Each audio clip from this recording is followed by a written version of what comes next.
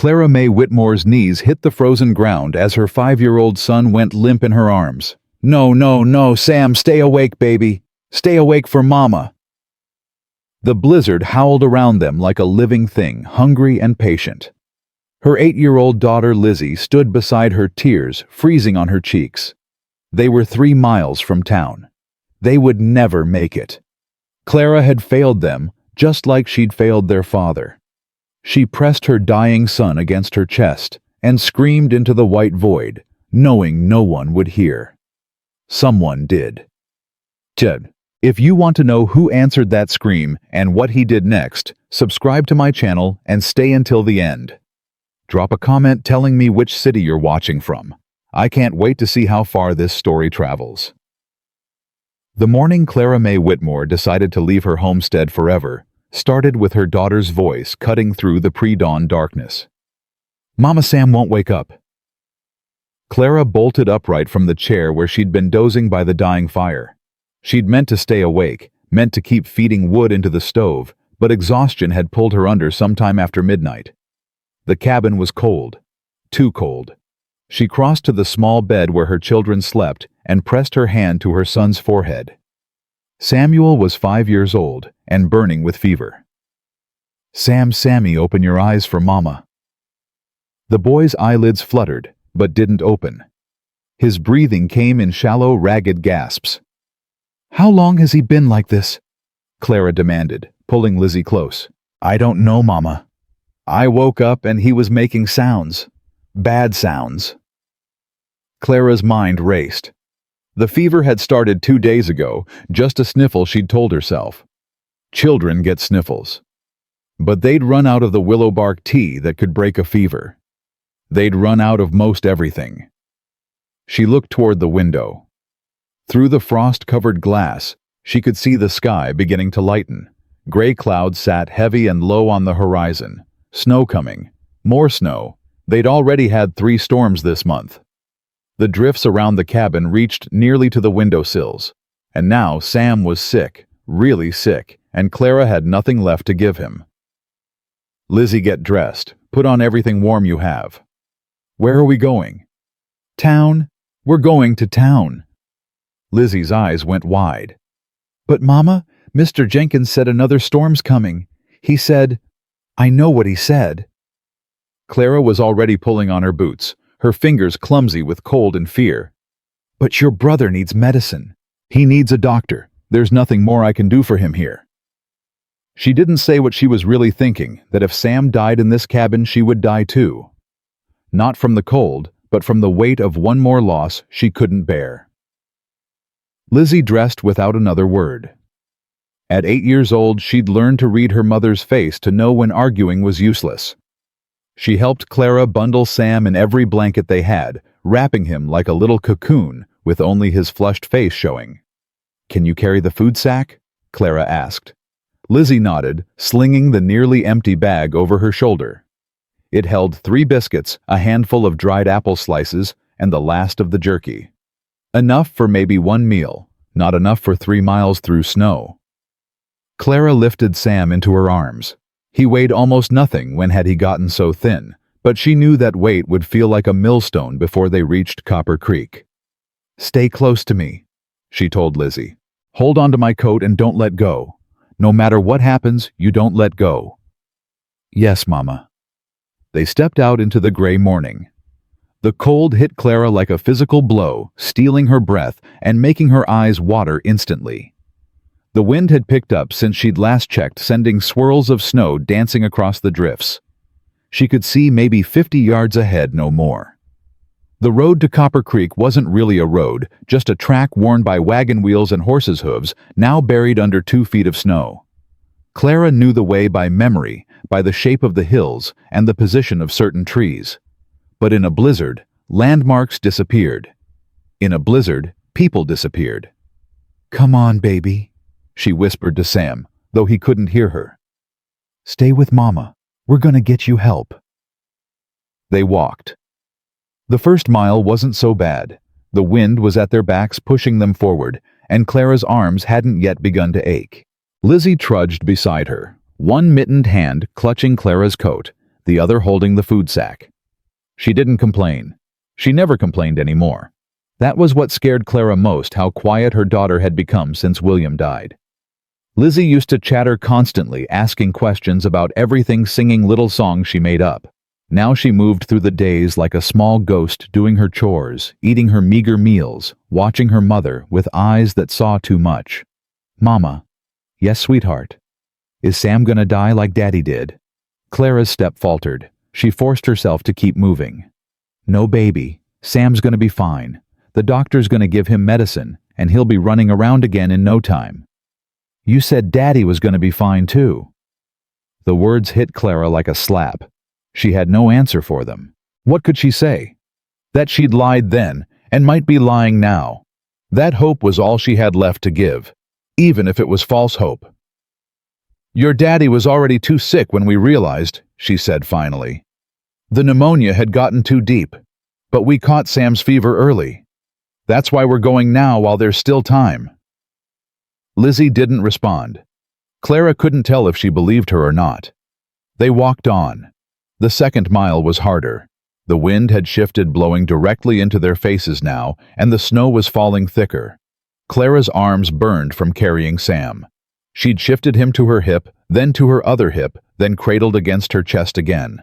Each position brought temporary relief, followed by new pain. Sam stirred occasionally, mumbling words Clara couldn't make out. His fever seemed higher now, his small body radiating heat even through the blankets. Or maybe she was just getting colder, and he felt warm by comparison. "Mama, I'm tired." Clara looked down at Lizzie. Her daughter's face was red with cold, her eyelashes crusted with ice. "I know, baby. We're halfway there, just a little bit further." "My feet hurt." "Keep moving. Moving keeps you warm." But Clara knew that wasn't entirely true. You could keep moving and still freeze. She'd seen it happen, folks found along the trails in spring, their bodies preserved by the cold, their faces peaceful, as if they'd just laid down for a rest. That wasn't going to happen to her children, not while she still had breath in her body. "Let's sing a song," she said, forcing brightness into her voice. "What about that one your daddy used to sing, the one about the mockingbird?" "I don't remember it." "Sure you do. Hush, little baby, don't say a word." "I don't want to sing it." Lizzie's voice cracked. "Daddy used to sing it, not you." Clara felt tears prick her eyes and blinked them back. Crying was a luxury she couldn't afford. The tears would freeze on her face and steal more heat from her body. "Okay, sweetheart, we don't have to sing." They walked in silence after that. Somewhere in the third mile, Clara realized they weren't going to make it. The storm had arrived in full force, the wind screaming around them, the snow falling so thick she could barely see Lizzie beside her. She had no idea if they were still on the road, or if they'd wandered off into the open prairie. Every direction looked the same, white, endless, deadly. Sam had stopped moving. "Sam?" She shifted him in her arms, patting his cheek. "Sammy, wake up. Wake up for Mama." His eyelids didn't flutter this time. His face had gone pale beneath the fever flush, his lips tinged with blue. "No, no, no." Clara sank to her knees in the snow, clutching him to her chest. "Sam, please. Please, baby, stay with me." "Mama?" Lizzie's voice was high with fear. "Mama, what's wrong with Sam?" Clara couldn't answer. She couldn't breathe. She could only hold her son and feel his heartbeat still there. Still there. Please, God, let it still be there. It was. Faint and fast, but present. "He's okay," she gasped. "He's okay. We just need to keep moving." But when she tried to stand, her legs wouldn't cooperate. The cold had seeped into her muscles, making them stiff and unresponsive. She managed to get one foot under her, then the other, but when she tried to lift Sam, she couldn't find the strength. "Mama!" Lizzie grabbed her arm, trying to help. "Mama, get up." "I'm trying, baby. I'm trying." She tried again. Failed again. The wind howled with what sounded like laughter. This is how it ends, she thought. This is how we all die. 3 frozen bodies found in spring, if anyone bothers to look. William. I'm sorry. I tried. I tried so hard. Help! She screamed the word into the storm, knowing it was useless, unable to stop herself. Somebody help us. Please. The wind swallowed her voice. Help, please, someone, my children. And then, impossibly, the storm answered. Hello? Someone out there? Clara's head snapped up. Through the swirling snow, she saw a shape emerging, tall, broad-shouldered, leading a horse that materialized from the white void like something from a dream. Over here! She tried to wave but couldn't lift her arm. Please, over here! The figure moved toward them, resolving slowly into a man in a heavy coat and wide-brimmed hat, his face half hidden by a scarf. He was leading not 1 horse, but 2, both loaded with packs. Lord Almighty! He stopped a few feet away, taking in the scene, Clara on her knees, Sam limp in her arms, Lizzie clinging to her mother's coat with both hands. What in God's name are you doing out here? My son. Clara's voice came out as a croak. He's sick. Fever. We were trying to get to town. The man was already moving. He dropped to one knee beside her, pulling off his glove and pressing his hand to Sam's forehead. He's burning up. How long? 2 days, maybe 3. I lost track. Can you walk?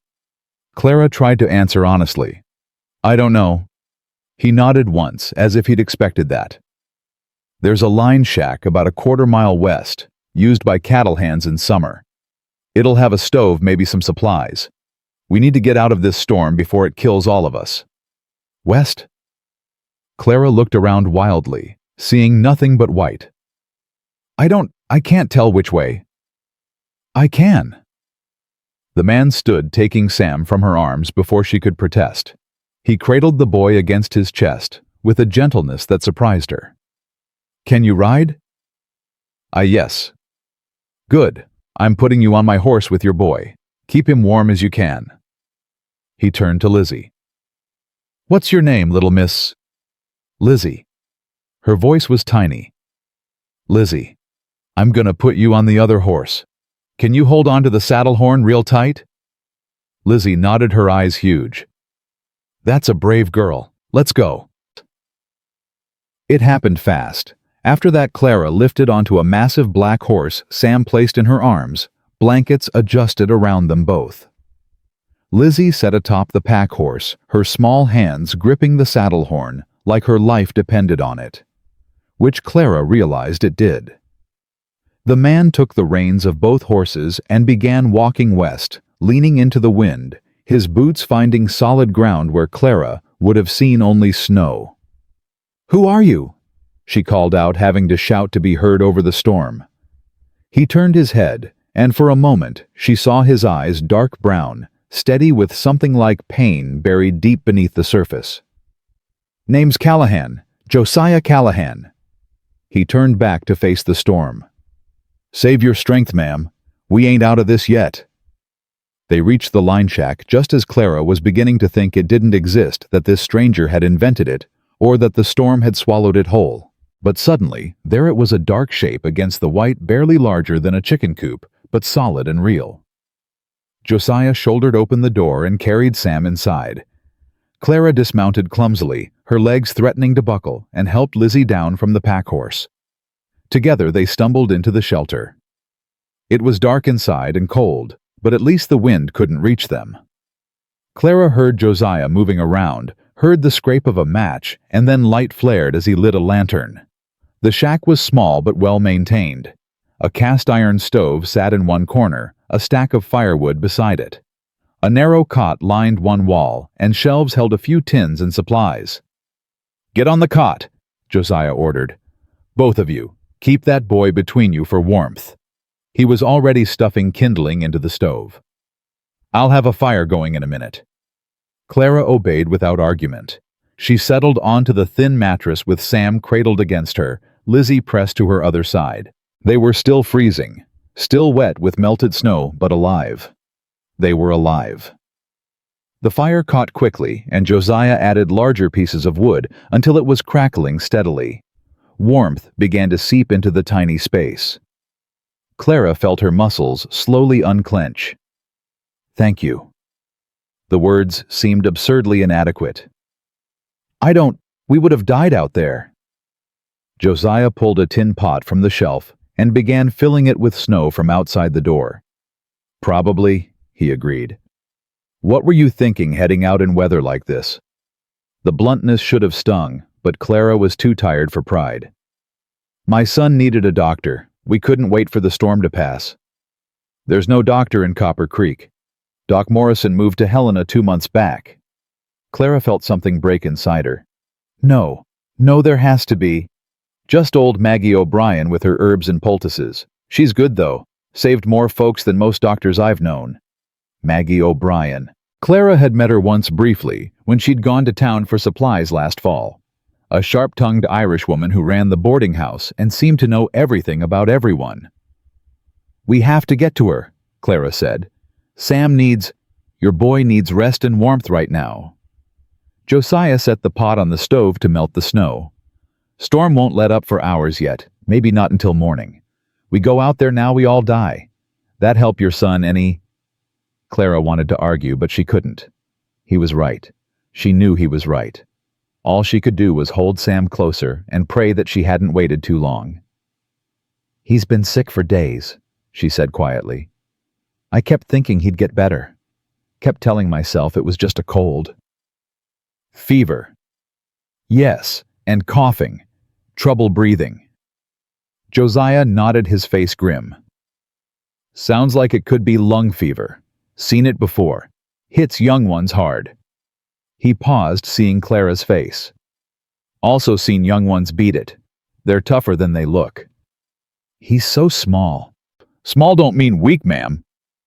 The water was melting now, and Josiah rummaged through the supplies on the shelf, pulling out a small pouch. "Peppermint," he said, shaking some into the pot.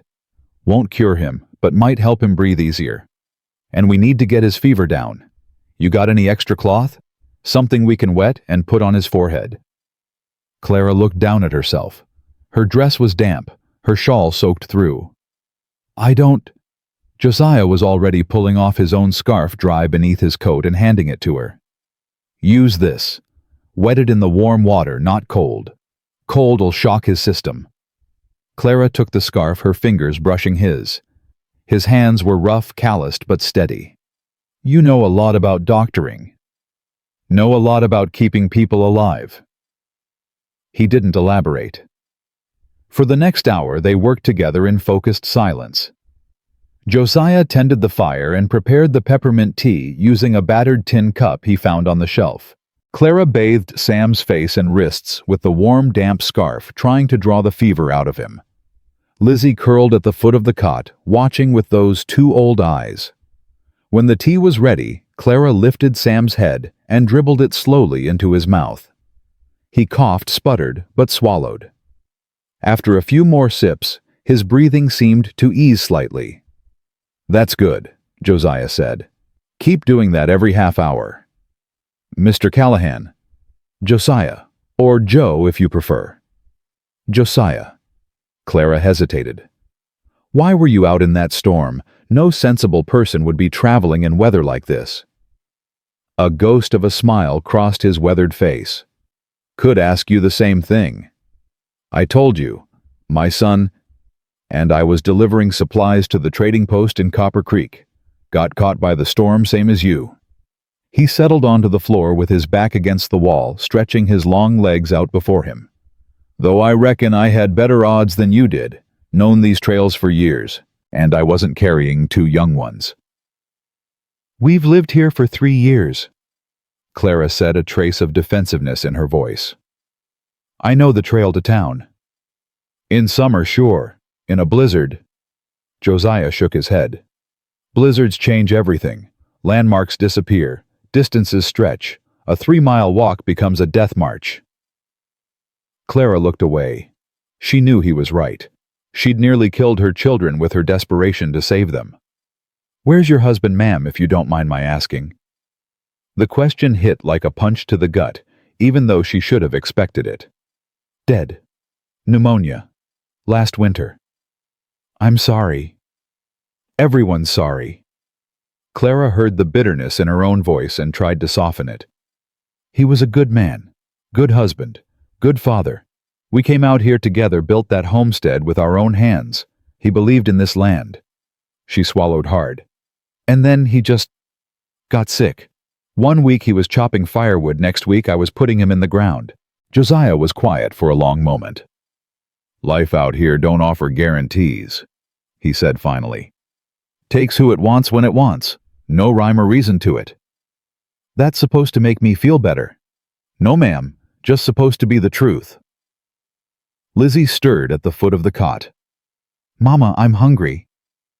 Clara realized with a start that she still had the food sack. Somehow she'd kept hold of it through everything.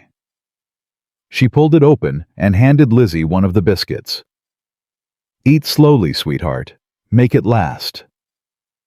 I got some jerky in my pack, Josiah said, rising. And beans, if you don't mind sharing supper with a stranger. You saved our lives. I think that makes you more than a stranger. Another ghost smile. Suppose it does. He went out to tend to the horses, bringing in his saddlebags and the packs from the second horse. While he worked, Clara checked on Sam again. His fever still raged, but he was sleeping now. Real sleep, not the terrifying unconsciousness from before. His breathing was easier. The peppermint was helping. Thank you, she whispered to no one in particular. To God, maybe. To the storm that had sent her a rescuer. To whatever force in the universe had decided her children should live another day. When Josiah returned, they shared a meal of jerky hard biscuits and beans heated on the stove. It wasn't much, but it was more than Clara and the children had eaten in days. Lizzie devoured her portion and fell asleep almost immediately, exhausted by the ordeal. You should sleep too, Josiah said, banking the fire to last through the night. I'll keep watch. Wake you if your boy needs anything. I couldn't ask you to. Ain't asking, I'm telling. His voice was gruff, but not unkind.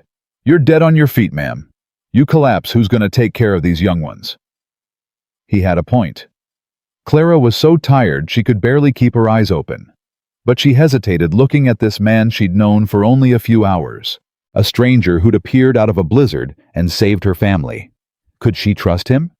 As if reading her thoughts, Josiah said quietly, I had a wife once, and a child coming. Lost them both in one night. I ain't the kind of man who hurts women and children. Rather die myself. The raw honesty in his voice stripped away Clara's doubts. I'm sorry, she said. For your loss. It was a long time ago. He settled back against the wall, his eyes on the stove. Go to sleep, ma'am. I'll be here. Clara lay down beside her children, one arm around Sam, the other around Lizzie. The fire crackled. The storm howled outside. And despite everything, the fear, the cold, the uncertainty, she felt something she hadn't felt in months. Safe. She closed her eyes and slept. Hey. Clara woke to the sound of Josiah's voice, low and steady. Easy, son. Easy. You're safe now. She sat up instantly, heart pounding. Sam was awake, truly awake, his eyes open and focused, looking up at Josiah with confusion. Mama. His voice was weak, raspy, but it was the sweetest sound Clara had ever heard. I'm here, baby. She gathered him into her arms, tears streaming down her face. I'm right here. How do you feel? Thirsty, and my chest hurts. That's the fever fighting, Josiah said. Means you're getting better. Here. He handed Clara the tin cup filled with more peppermint tea. Small sips. Clara helped Sam drink, watching the color slowly return to his cheeks. He was still sick, that was clear, but the terrifying pallor was gone. The blue tinge faded from his lips. He was fighting. Her little boy was fighting. Mama, who's that man? Sam whispered.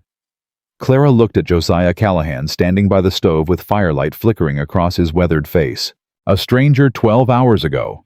Now something else entirely. That's Mr. Callahan, she said. He saved us Sammy. He saved us all. Josiah met her eyes across the small cabin. Something passed between them. Acknowledgement, maybe, or the beginning of something neither of them had expected to find. Outside, the storm was finally beginning to die. The storm broke just after dawn. Clara stood in the doorway of the line shack watching the clouds part to reveal a sky so blue it hurt to look at. The world had been transformed overnight into a sea of white glittering under the weak winter sun. "We should move while we can," Josiah said behind her. "Another front could blow in by nightfall." Clara turned to look at her children. Sam was sitting up now, sipping broth that Josiah had made from the last of the jerky. His fever had broken sometime in the night, leaving him weak but lucid. Lizzie sat beside him, holding his hand like she was afraid he might disappear. "Can he travel?" "He'll have to." Josiah was already packing his saddlebags. "Maggie O'Brien's got medicine he needs, real medicine. That peppermint tea bought him time, but it ain't a cure." Clara knelt beside Sam. "Sweetheart, we need to ride a little further. Can you do that for Mama?" Sam nodded, his eyes still glassy but determined. "I can do it, Mama." "That's my brave boy." They mounted up the same way as before, Clara on Josiah's black horse, with Sam bundled against her chest, Lizzie on the pack horse. But this time, there was no howling wind, no blinding snow. Just the creak of leather and the soft crunch of hooves breaking through the frozen crust. Josiah walked ahead, leading both horses, his breath misting in the cold air. "Mr. Callahan." Lizzie's voice was small. "Yes, miss." "Are you a cowboy?" Clara saw Josiah's shoulders shake slightly, a silent laugh. "I've been called that among other things. Mama says cowboys are rough men who drink whiskey and fight." "Lizzie." Clara felt heat rise to her cheeks. "I never said—" "Some are," Josiah interrupted, glancing back with that ghost smile Clara was beginning to recognize. "Some ain't. Just like any other folks, I reckon. Good ones and bad ones." "Which one are you?" "Lizzie, that's enough." But Josiah answered anyway. "I try to be a good one, miss. Don't always succeed, but I try." Lizzie considered this. "Daddy was a good one too. He wasn't a cowboy though. He built things." "That's so. He built our whole cabin, and the barn. And he was gonna build me a swing, but then he got sick." Clara's throat tightened. She'd forgotten about the swing. William had been gathering wood for it the week before he fell ill. "Swings are important," Josiah said seriously. "Every young lady needs a swing." "That's what Daddy said." They walked in silence after that, but something had shifted. Clara watched her daughter studying Josiah's back with an expression that wasn't quite suspicion anymore. They reached Copper Creek just before noon.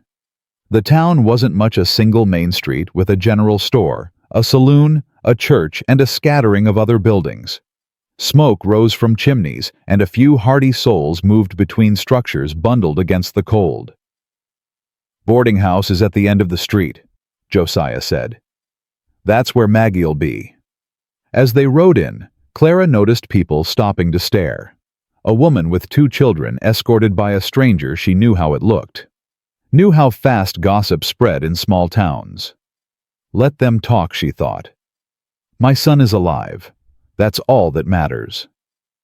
The boarding house was a 2-story building with a wide porch and a hand-painted sign that read, "O'Brien's Rooms and Meals."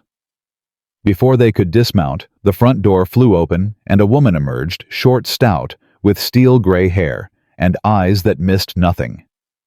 "Josiah Callahan, as I live and breathe. I thought you'd frozen to death out there." She stopped, taking in the scene. "And who's this you've brought me?" "Maggie, this is Mrs. Whitmore and her young ones.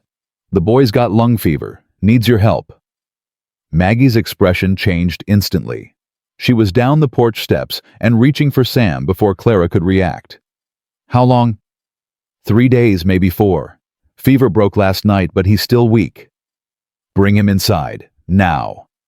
Maggie was already heading back toward the door. "You too, Mrs. Whitmore. That girl looks half frozen. Josiah, see to the horses, and then get yourself in here. I've got questions."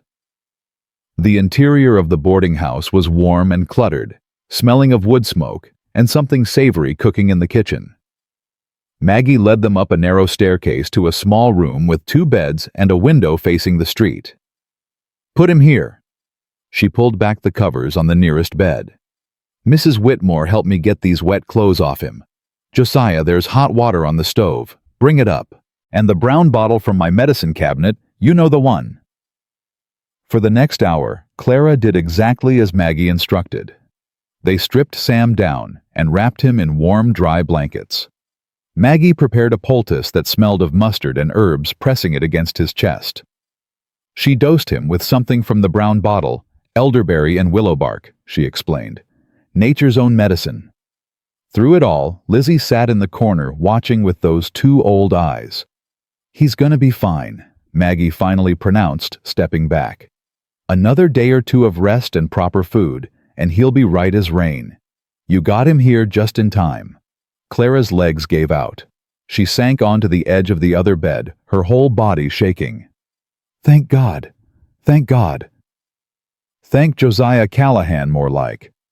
Maggie fixed her with a sharp look. "What were you doing out in that storm with 2 young ones? I thought there was a doctor." "Morrison. He's been gone 2 months." "I didn't know. We live out on the McKenna claim 3 miles south. We don't get to town much." Recognition flickered in Maggie's eyes. "Whitmore. Your husband was William Whitmore." "Yes." "I heard about his passing. I'm sorry." But there was something else in Maggie's expression now, something that looked like concern. "Does Silas Bodine know you're in town?" The name hit Clara like a bucket of cold water. Silas Bodine. What does he have to do with anything? Maggie and Josiah exchanged a glance. "What?" Clara demanded. "What aren't you telling me?" Maggie sighed. "Best you hear it from me, I suppose. Your husband had an account at Bodine's store. A considerable account. I know. We bought supplies on credit. I've been meaning to come in and settle up, but with the storm and the children." "It's more than a few supplies, Mrs. Whitmore." Maggie's voice was gentle but firm. "William borrowed money from Bodine last fall. A lot of money. He was planning to buy more cattle, expand your herd before winter." Clara shook her head. "No, William would have told me." "Would he?" The question hung in the air. Clara thought about those last months, William working himself to exhaustion, making trips to town alone, coming home with that worried crease between his eyebrows that he tried to hide. "How much?" she whispered. $300. The room spun. $300. It might as well have been 3,000. Clara didn't have $3 to her name. "Bodine's been asking about you," Maggie continued. "Came in here just last week wanting to know if I'd heard anything from the Whitmore claim. Said his patience was running out." "But I didn't. I had no idea." "Don't matter to Bodine what you knew or didn't know. Debt's in your husband's name, which means it's yours now." Josiah spoke for the first time. "What happens if she can't pay?" Maggie's expression darkened. "Bodine's been buying up claims all over the territory. Folks fall behind on their debts, he takes their land. Legal-like with the sheriff's blessing." "He can't take my home."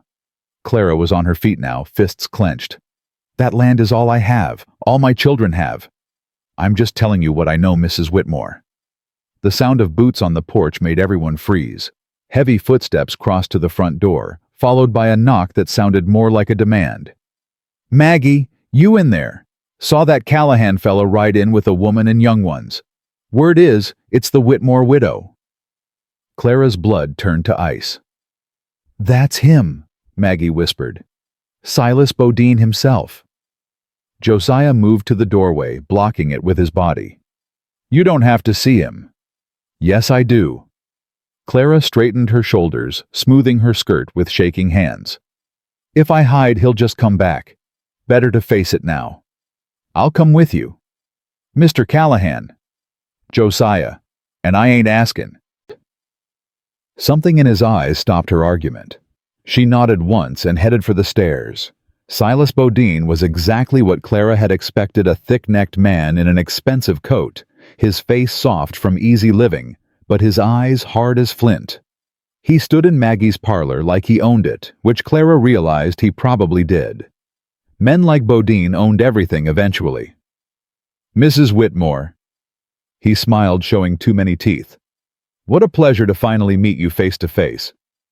I was sorry to hear about William. Fine man. Fine man. Mr. Bodine. I see you've met Mr. Callahan here." Bodine's gaze flicked to Josiah standing just behind Clara's shoulder. "Drifter mostly. Works odd jobs when he can find them. Surprised to see him with a respectable widow." "Mr. Callahan saved my life," Clara said coldly. "And my children's lives. I'd hardly call that the work of a mere drifter." Something flickered in Bodine's eyes. Annoyance, maybe. Of course. Lucky you found him out there. Storm was a bad one." He stepped closer. "But luck can only carry a person so far, can't it, Mrs. Whitmore? Eventually debts come due." "I wasn't aware I had a debt to you." "No. William didn't mention the $300 he borrowed last October. My husband's business was his own. But his debts are yours. That's the law." Bodine pulled a folded paper from his coat pocket. "I have his signature right here. $300 plus interest. You want to see it?" Clara's hands trembled, but she kept her voice steady. "What do you want, Mr. Bodine?" "What I'm owed. The full amount paid in cash. Or—" He paused, smiling again. "We could come to another arrangement." "What kind of arrangement?" "Your claim's got good water, good grazing land. Not worth $300 on its own, but I might be willing to forgive the debt in exchange for the deed." "You want my land?" "I want what I'm owed, Mrs. Whitmore. Land's just one way to settle up. And if I refuse—" Bodine's smile faded. "Then I take you to court. Judge Harmon's an old friend of mine. Sympathetic to creditors, you might say. He'll rule in my favor, and the sheriff will escort you and your children off that property by force if necessary." Clara felt the floor shifting beneath her feet. Everything she and William had built, the cabin, the garden, the dreams of a future, all of it could be stripped away by this man with his legal papers and his friendly judge. "How long?" she asked. "How long do I have?" "Well, now that depends on how cooperative you want to be." Bodine's eyes traveled over her in a way that made her skin crawl. "I'm a reasonable man, patient even. But patience has limits. Let's say 2 weeks. That should give you time to make arrangements. 2 weeks in the middle of winter. I could make it 1 if you'd prefer." Josiah stepped forward. "That's enough." Bodine raised an eyebrow. "I'm sorry, who are you again?" "Oh, that's right. Nobody. Just a drifter with no stake in this matter." "I said enough." The two men faced each other across Maggie's parlor, Bodine soft and smug, Josiah hard and coiled like a spring. For a moment Clara thought there might be violence, almost hoped for it. But Josiah held himself in check. "The lady's had a rough night. Her boy's upstairs sick. This ain't the time for business talk." "I'll decide when it's time for business talk, Mr. Callahan. This is my town." "Is it now?" The question was quiet, but something in Josiah's tone made Bodine's smug expression waver. He looked at the bigger man, really looked, and whatever he saw made him take a step back. 2 weeks, Mrs. Whitmore." Bodine adjusted his coat, his composure cracking slightly. "I trust you'll make the right decision." He turned and walked out the door, slamming behind him. Clara's knees buckled. Josiah caught her before she hit the floor, his arms steady and strong. He helped her to a chair, then knelt beside her, while Maggie bustled in with a cup of hot tea. "Drink this," Maggie ordered. "You've gone white as a ghost." Clara's hands shook so badly she could barely hold the cup. $300. Where am I supposed to get $300? "You're not," Maggie said bluntly. "Nobody's got that kind of money, not in winter. Bodine knows it. That's why he loaned it in the first place." "What?" "It's what he does, Mrs. Whitmore. Finds folks in trouble, offers them help, then swoops in when they can't pay. He's bought up half the claims in the territory that way." "William wouldn't have, he was too smart." "William was desperate," Maggie said gently. I saw him in town last fall. He was worried about the drought, about the winter coming. Said he needed to expand or you'd all starve. Bodine saw that worry and used it. Clara felt sick. Her husband had been trying to save them, and in doing so he'd doomed them. There has to be something I can do. Someone who could loan me the money, or... Nobody loans money in winter. Everyone's just trying to survive until spring. Then I'll work. I'll take in laundry or mending, or... At $2 a week, it would take you 3 years to pay off that debt. Bodine won't wait 3 years. Clara set down the tea, her jaw tight. Then what? I just hand over my home. Let that man take everything William and I built. I didn't say that. Then what are you saying? Maggie exchanged a look with Josiah. Something passed between them, a question and an answer that Clara couldn't read. I'm saying there might be another way, Maggie said slowly. But it ain't gonna be easy, and it ain't gonna happen in 2 weeks. Tell me. Bodine's not as powerful as he thinks. There are folks in this territory who don't like how he does business. Ranchers he's cheated, farmers he's ruined. If enough of them stood together. They won't, Josiah interrupted. They're scared. Bodine's got the sheriff in his pocket and the judge too. Nobody wants to be the first one to speak up. Then what? Clara demanded. What's this other way you're talking about? Maggie leaned forward. Do you know how to cook, Mrs. Whitmore? The question was so unexpected that Clara almost laughed. What? Cook. Prepare meals. Keep a kitchen. Yes, of course. Every woman knows how to cook. Not just any cooking. I mean real cooking. Meals for a dozen men 3 times a day. Bread from scratch pies, stews that stick to the ribs. I can do that. I did it for the harvest crews back in Ohio before William and I married. Maggie nodded, satisfied. I need help here at the boarding house. My girl ran off with a drummer last month, and I've been doing everything myself. Can't keep up much longer. I'll give you room and board for you and the young ones plus $1 a week. It ain't much, but it's steady. $1 a week won't pay off $300. No, but it'll keep you and your children fed and warm while we figure out a plan. Better than freezing in that cabin with no food and no hope. Clara opened her mouth to refuse. She wasn't a charity case, wouldn't be anyone's burden. But then she thought of Sam upstairs, still weak from the fever. Thought of Lizzie, who hadn't had a proper meal in weeks. Thought of the empty pantry back at the homestead and the long cold months ahead. All right, she said quietly. I'll take the job, but I'm not giving up on my land. I'll find a way to save it. I know you will, honey. Maggie patted her hand. You've got that look about you. Seen it before in women who've been knocked down and got back up. Bodine's met his match, he just don't know it yet. Josiah stood. I should go. Got supplies to deliver to the trading post. Clara looked up at him, suddenly panicked by the thought of him leaving. You're going now? Got obligations, ma'am. Job I was hired to do. But, she stopped herself. What right did she have to ask him to stay? He'd already saved her life, her children's lives. He owed her nothing. I'll be back, he said quietly. Got more supplies to pick up here in a few days. Maybe I'll stop by, see how that boy of yours is doing. I'd like that. The words came out before she could stop them. I mean, the children would like that. Sam's taken quite a shine to you.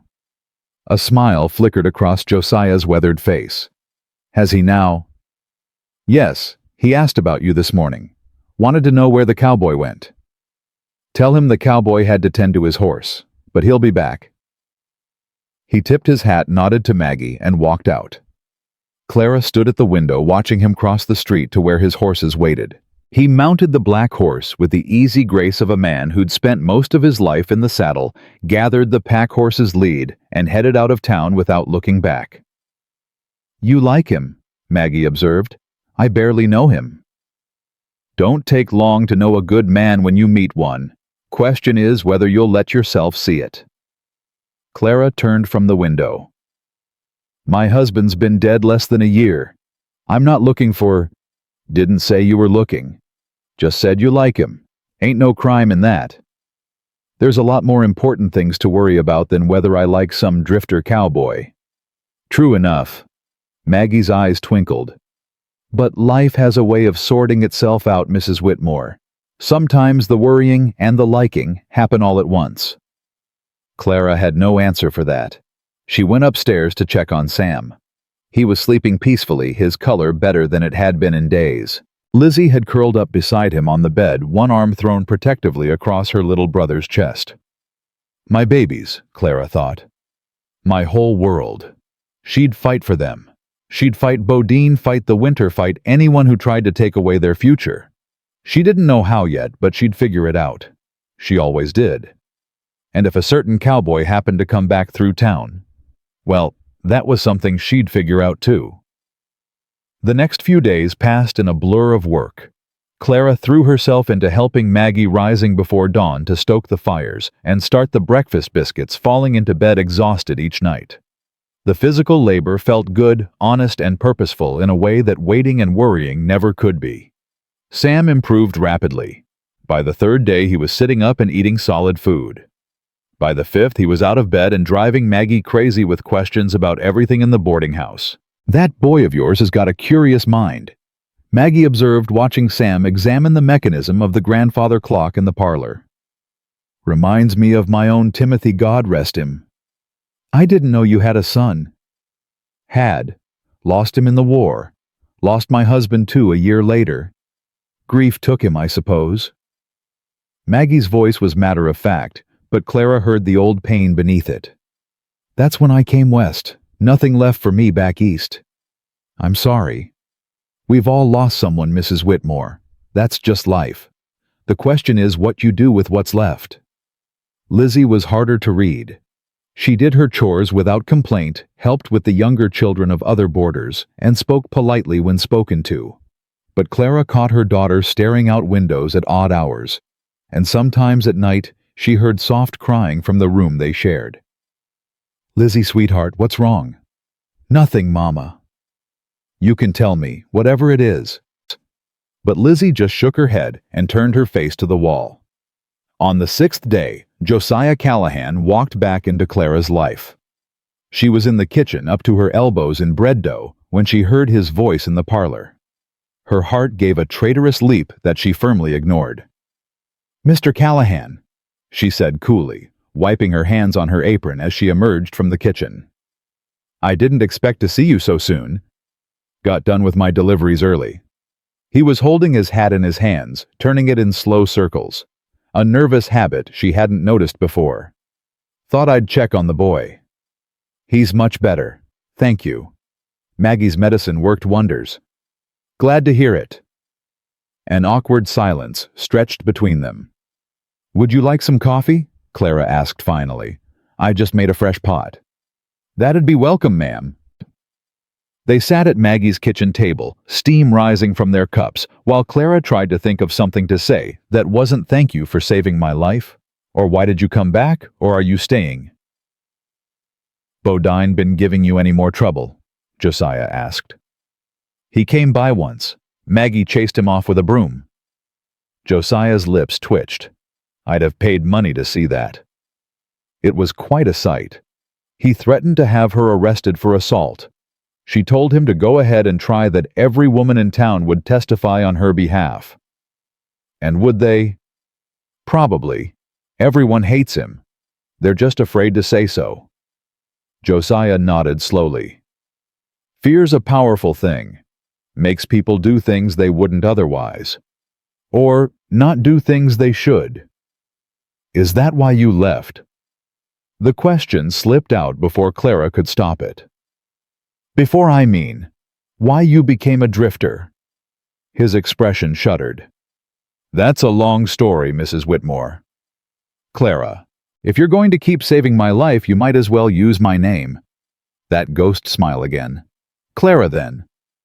And the story? He was quiet for a long moment. When he spoke, his voice was rough. I told you about my wife, and the baby. Yes. What I didn't tell you was that it was my fault.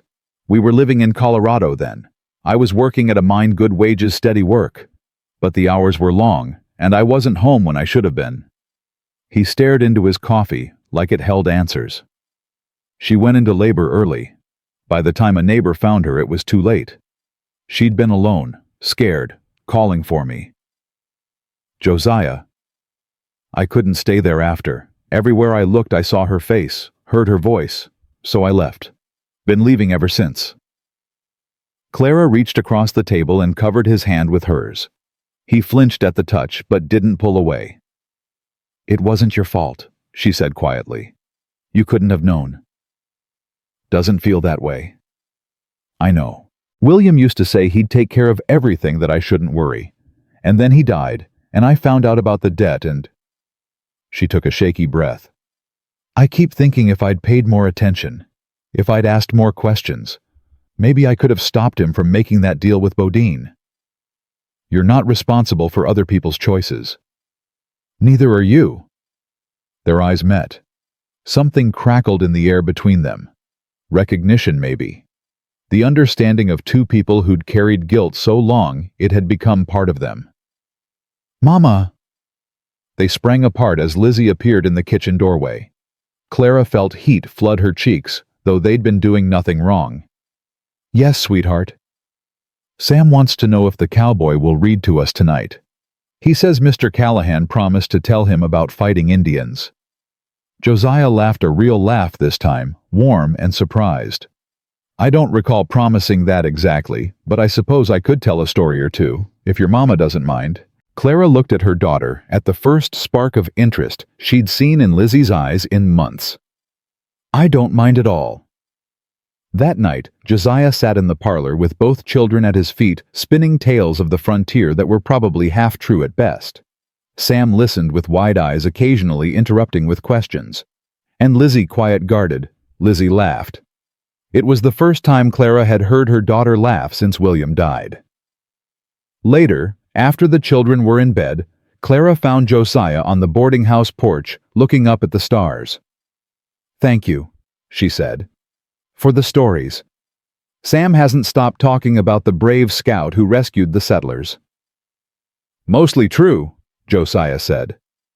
"Except it wasn't settlers, it was a supply wagon, and I wasn't exactly brave, mostly just too stubborn to run." "Sounds brave to me." He turned to look at her. In the moonlight, his face was all plains and shadows.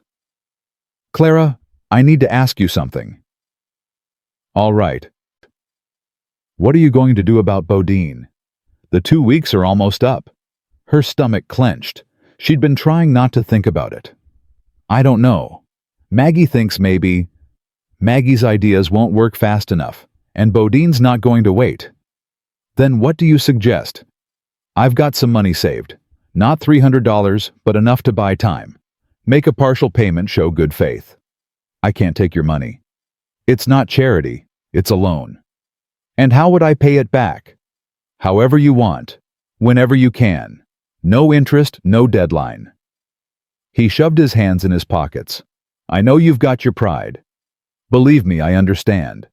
But sometimes pride's just another word for stubborn, and stubborn gets people killed. You don't even know me. We met a week ago. I know enough." "What? What do you know?" He stepped closer, not touching her but close enough that she could feel the heat of him. "I know you walked 3 miles through a blizzard to save your son. I know you held your family together through a winter that would have broken most people. I know you stood up to Bodine without flinching, even when you were terrified." His voice dropped. "And I know that you deserve better than to lose everything because your husband made one desperate mistake." Clara's eyes burned with unshed tears. "Why do you care what happens to me?" "That's a question I've been asking myself for a week." "And—" He reached up slowly, giving her time to pull away. His fingers brushed a strand of hair from her face, tucking it behind her ear. "And I still don't have a good answer. All I know is that riding away from this town feels wrong. You feel like something I've been looking for without knowing I was looking." Clara's heart hammered against her ribs. This was too fast, too soon. She barely knew this man, but her husband had been gone almost a year, and she was so tired of being alone. "The money," she said finally. "I'll take it as a loan, but I'll pay back every cent." Josiah's face broke into that rare full smile. I know you will. And this, she gestured between them. Whatever this is, I can't make any promises. My children have to come first. I wouldn't expect anything less. I'm still grieving. Some days I can barely breathe from missing him. I understand. And I don't need rescuing. I can take care of myself. Never thought otherwise. She wanted to say more, to list all the reasons this was impossible. But his hand was warm against her cheek, and his eyes were steady, and for the first time in months, the future didn't look like nothing but darkness. All right then, she said. We'll see where this goes. Josiah smiled. That's all I'm asking. From the upstairs window, Maggie O'Brien watched them and smiled too. She'd seen enough of life to know the real thing when she saw it. Those two had a long road ahead. Bodine wouldn't give up easy, and there were forces in this territory that didn't take kindly to people who stood against them. But right now, in this moment, two wounded souls had found each other. And that was worth something. Maybe everything. The next morning, Josiah went to pay Bodine. Bodine's general store sat at the heart of Copper Creek like a spider at the center of its web. Josiah pushed through the door. His jaw set tight, the leather pouch of coins heavy in his coat pocket. The store was empty, except for Bodine himself, who stood behind the counter sorting through papers. He looked up as Josiah entered, and that oily smile spread across his face. Mr. Callahan, come to buy supplies. Come to talk business. Oh. Bodine set down his papers. What business would that be? You don't owe me money, not yet anyway. Josiah approached the counter and dropped the pouch between them. It landed with a solid thunk. $100. Partial payment on the Whitmore debt. Bodine's smile faltered. He reached for the pouch, loosened the drawstring, and counted the coins inside. This is barely a third of what's owed. It's a good faith payment. Shows she means to settle up. Does it now? Bodine pushed the pouch back across the counter. I don't recall asking for good faith, Mr. Callahan. I recall asking for $300. You'll get it. She just needs time. Time. Bodine laughed a cold sound. Everyone wants time. Time to pay, time to think, time to run. He leaned forward, his eyes hard. Time is money, Mr. Callahan. And money is what I'm owed. Take the 100. Give her until spring. Spring, that's 4 months away. 4 months for her to earn the rest. She's working for Maggie now. She'll pay. Bodine was quiet for a long moment, studying Josiah with those calculating eyes. You know what I think, Mr. Callahan? I think you're sweet on the widow. I think that's why you're here playing hero, trying to save her from the big bad creditor. What I think of Mrs. Whitmore ain't your concern. Everything in this town is my concern. Bodine's voice dropped. I own half the claims in this territory. I own the sheriff. I own the judge. And soon, one way or another, I'll own that Whitmore land too. Not if she pays what's owed. But that's the thing, isn't it? She can't pay. Not really. Oh, she might scrape together a few dollars here and there, but 300 in 4 months, working for Maggie O'Brien. Bodine shook his head. That's not going to happen, and we both know it. Josiah's hands clenched at his sides. What do you really want, Bodine? The question hung in the air. Bodine's smile returned slower this time. I want what's fair, what I'm owed. But since you're so interested in Mrs. Whitmore's welfare, let me offer an alternative arrangement. What kind of arrangement? Bodine picked up the leather pouch and weighed it in his hand. I'll take this 100. I'll give her until spring. But in exchange, I want something from you. From me. There's a man coming to town next week. Name of Fletcher. He's bringing a herd up from Texas looking to buy grazing rights. I want you to convince him to do business with me instead of the Cattlemen's Association. Josiah frowned. Why would Fletcher listen to me? Because you know him. Rode with him during the war, from what I hear. Men trust their wartime comrades. I haven't seen Fletcher in 10 years. But he'd remember you. And if you told him that doing business with me was in his best interest. Bodine let the sentence trail off meaningfully. And if I refuse? Then Mrs. Whitmore's debt comes due in 2 weeks as originally agreed. I take her land, her cabin, everything. And she and those children of hers can find somewhere else to freeze. Josiah felt something cold settle in his chest. You planned this. All of it. You knew I'd come here. I know everything that happens in my town, Mr. Callahan, including the fact that you've been spending quite a bit of time with the pretty widow. Did you think nobody noticed? I don't care who notices. Then you should start caring, because the people of this town take their cues from me. If I say Clara Whitmore is a respectable woman who deserves help, they'll help her. If I say she's a scheming widow who brought in an outsider to cheat me out of what I'm owed. He shrugged. Well, you can imagine how that would go.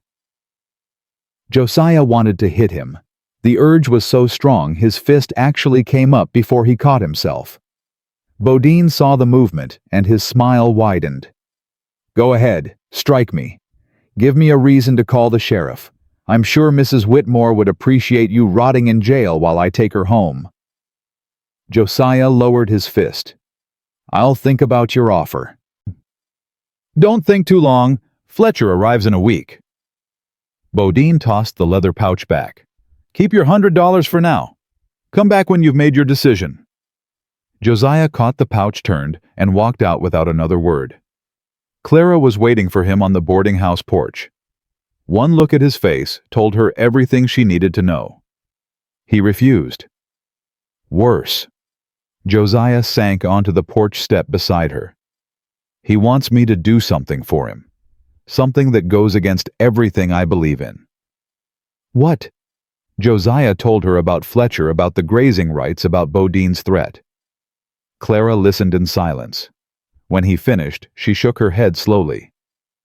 You can't do it. You can't help him cheat another man. If I don't, you lose everything. Then I lose everything. Her voice was steady, though her hands trembled.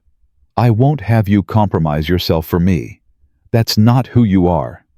Clara, no, listen to me. She took his hands in hers.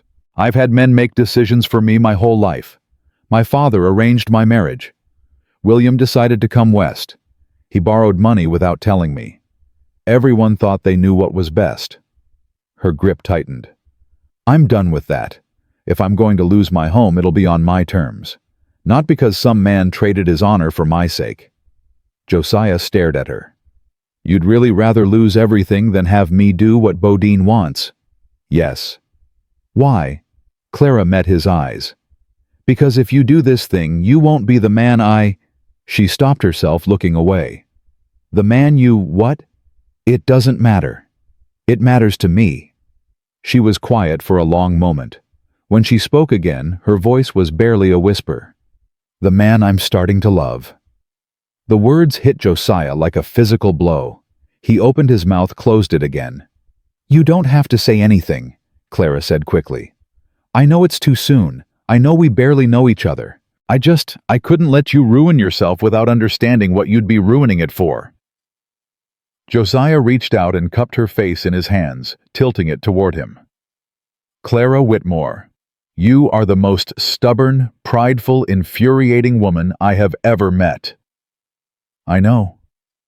And I love you too. He kissed her. Right there on Maggie's porch where anyone walking by could see. Clara stiffened for just a moment, then melted into him, her hands fisting in his coat. When they finally broke apart, both breathing hard, Clara laughed shakily. Well, that's going to give the town something to talk about. Let them talk. Bodine will hear about it within the hour. Let him hear.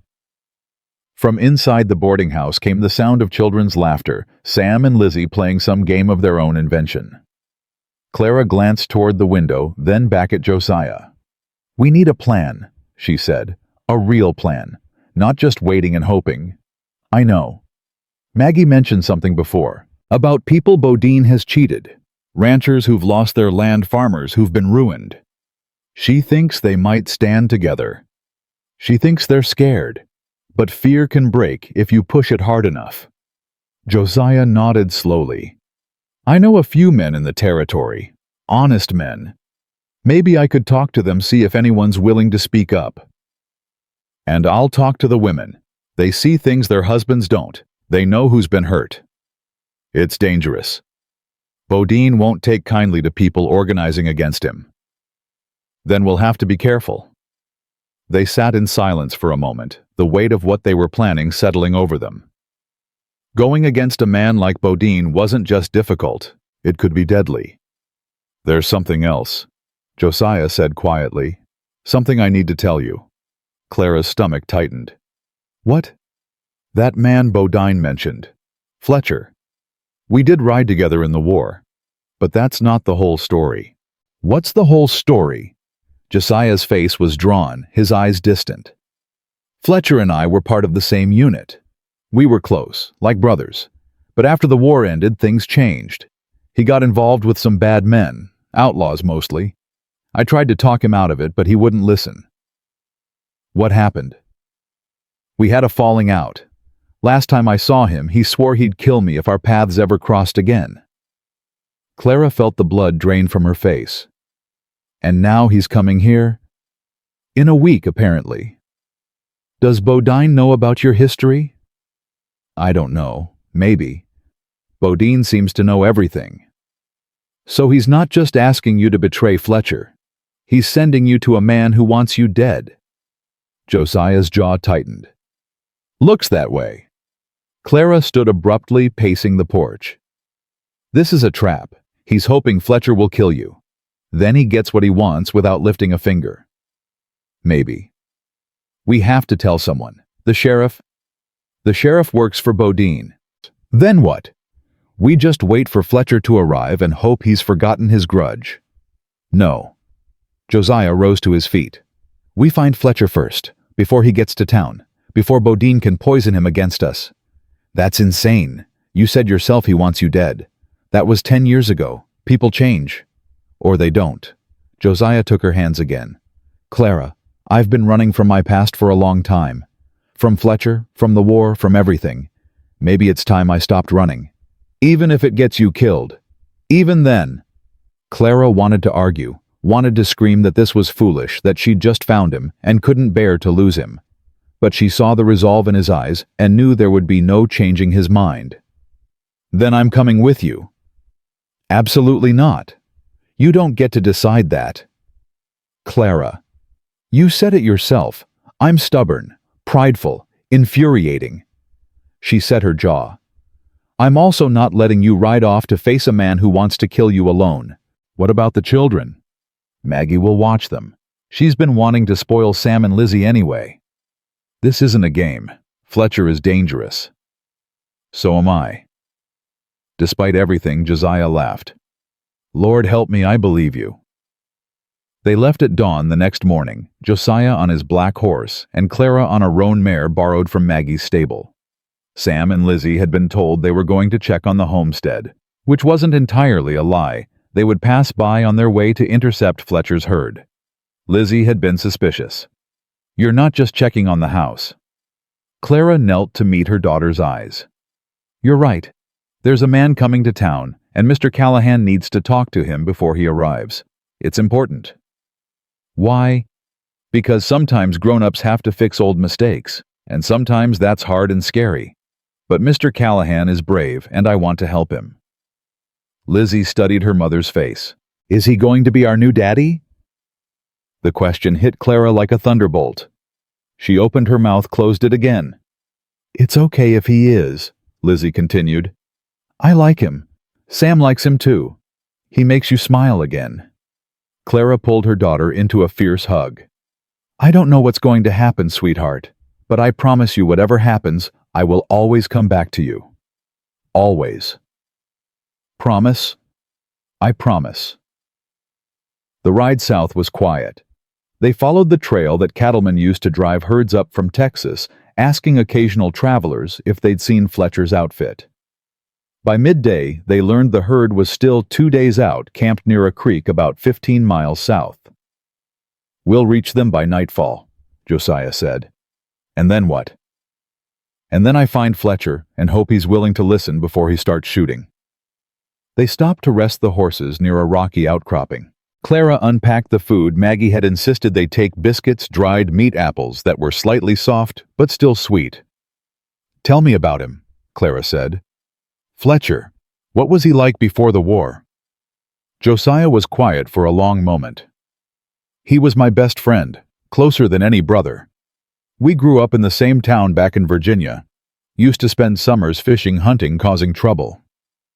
A sad smile crossed his face. "When the war came, we enlisted together. Swore we'd watch each other's backs. And you did. For 4 years. Some of the worst fighting you can imagine. We saw things." He stopped, shook his head. "Doesn't matter. Point is, we survived. Both of us. And I thought that meant something." "What changed?" "The war ended. But for some men the fighting never stops. Fletcher was one of those. He couldn't go back to normal life. Said it felt like putting on a coat that didn't fit anymore. So he became an outlaw. Started small, stealing horses, rustling cattle. Then it got worse. Robberies, violence. I tried to talk sense into him, but he just laughed, said I was soft, said the war had burned all the softness out of him." "Is that when you had the falling out?" Josiah's face hardened. "He asked me to join him, help him rob a bank in Topeka. I refused. He didn't take it well. He threatened to kill you for saying no, for what he saw as betrayal. In his mind, brothers stick together no matter what. My refusal meant I'd chosen sides against him." Josiah picked up a stone and threw it hard. "I've spent 10 years avoiding him, moving from town to town, always looking over my shoulder. And now here he is, riding right toward me." Clara moved closer, taking his hand. "Maybe that's not a coincidence. Maybe it's fate giving you a chance to make things right. Or fate giving Fletcher a chance to put a bullet in me. Well, we won't know until we try." They reached Fletcher's camp just as the sun was setting. Clara could hear the cattle before she could see them, hundreds of animals lowing and shifting their breath, misting in the cold air. Cowboys moved among them, checking the herd, preparing for night. "Stay here," Josiah said, dismounting. "If things go bad, ride hard and don't look back." "Josiah, promise me." She didn't want to, but she saw the fear in his eyes, not for himself, but for her, and nodded. Josiah walked toward the camp, his hands visible and away from his gun. A cowboy spotted him and shouted a warning. Within seconds, half a dozen men had drawn weapons. "Hold your fire," Josiah called. "I'm here to talk to Fletcher." "Who's asking?" "Josiah Callahan." The name rippled through the camp like a stone dropped in still water. Clara watched as men exchanged glances. Weapons lowered slightly but not put away. Then a figure emerged from the largest tent. He was tall, nearly as tall as Josiah, with a thick beard and eyes that glittered in the firelight. A scar ran down the left side of his face, puckering the skin from temple to jaw. He walked with the easy confidence of a man who'd faced death many times and stopped fearing it. "Well, well." Fletcher's voice was deep, rough. "Josiah Callahan, after all these years." "Hello, Thomas." "Nobody calls me that anymore." Fletcher stopped a few feet away. "It's just Fletcher now. The man named Thomas died in the war." "I know the feeling."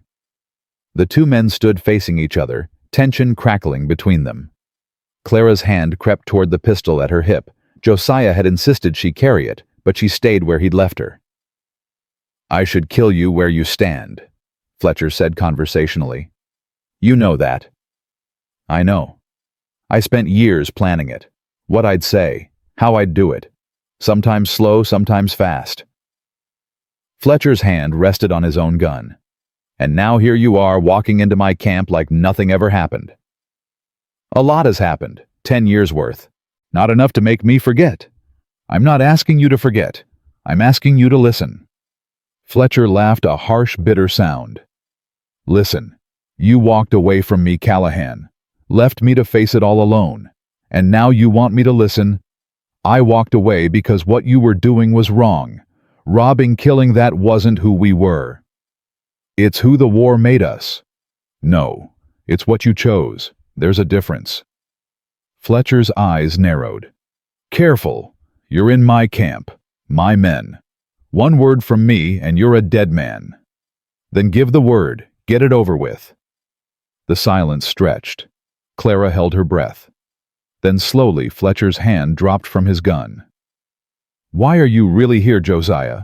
And don't give me some speech about old times. I know you too well for that. Josiah exhaled. There's a man in Copper Creek, name of Bodine. He's been cheating farmers and ranchers out of their land for years, buying up the territory piece by piece. What's that got to do with me? He knows you're coming. He wants to do business with you, grazing rights supply contracts. He asked me to set up the meeting. He's got something on me, someone I care about. Fletcher's eyes flicked toward Clara, still mounted on her horse at the edge of the firelight. The woman. Her and her children. Well, well. Josiah Callahan playing house. Fletcher shook his head. Never thought I'd see the day. Things change. So what do you want from me? You didn't ride all this way just to warn me about some small-town swindler. Josiah straightened. I want you to help me take him down. Fletcher stared at him. Then he laughed again. But this time there was genuine amusement in it.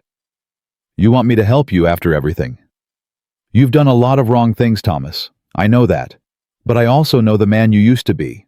The man who pulled me out of a burning farmhouse at Antietam. The man who shared his last ration with starving prisoners. That man is still in there somewhere. That man is dead. I don't believe that. Then you're a fool. Maybe. Josiah met Fletcher's eyes. But I'm asking anyway. Help me stop Bodine. Not for me, for the people he's hurt. The families he's destroyed. You want redemption? This is your chance. Fletcher was silent for a long moment. Behind him, his men shifted restlessly, waiting for orders. You've got nerve, Callahan. I'll give you that. Fletcher turned and walked back toward his tent. Make camp for the night. We'll talk more in the morning. Does that mean you're considering it? Fletcher paused at the tent flap. It means I haven't decided whether to kill you yet. Take it as a good sign. He disappeared inside. Clara urged her horse forward as Josiah walked back to meet her. What happened? What did he say? He's thinking about it. Thinking about helping us, or thinking about killing you? Both, probably. That's not exactly reassuring. No. Josiah helped her dismount. But it's better than a bullet in the chest. I'll take what I can get. They made camp at the edge of Fletcher's territory, close enough to be part of the group, but separate enough to have privacy. Some of Fletcher's men watched them with open curiosity, others with suspicion. Nobody spoke to them directly. I don't like this, Clara said quietly, as they sat by their small fire. These men are outlaws. Any one of them could slit our throats in the night. They won't. Fletcher gave us safe passage. And you trust him? I trust that he's curious.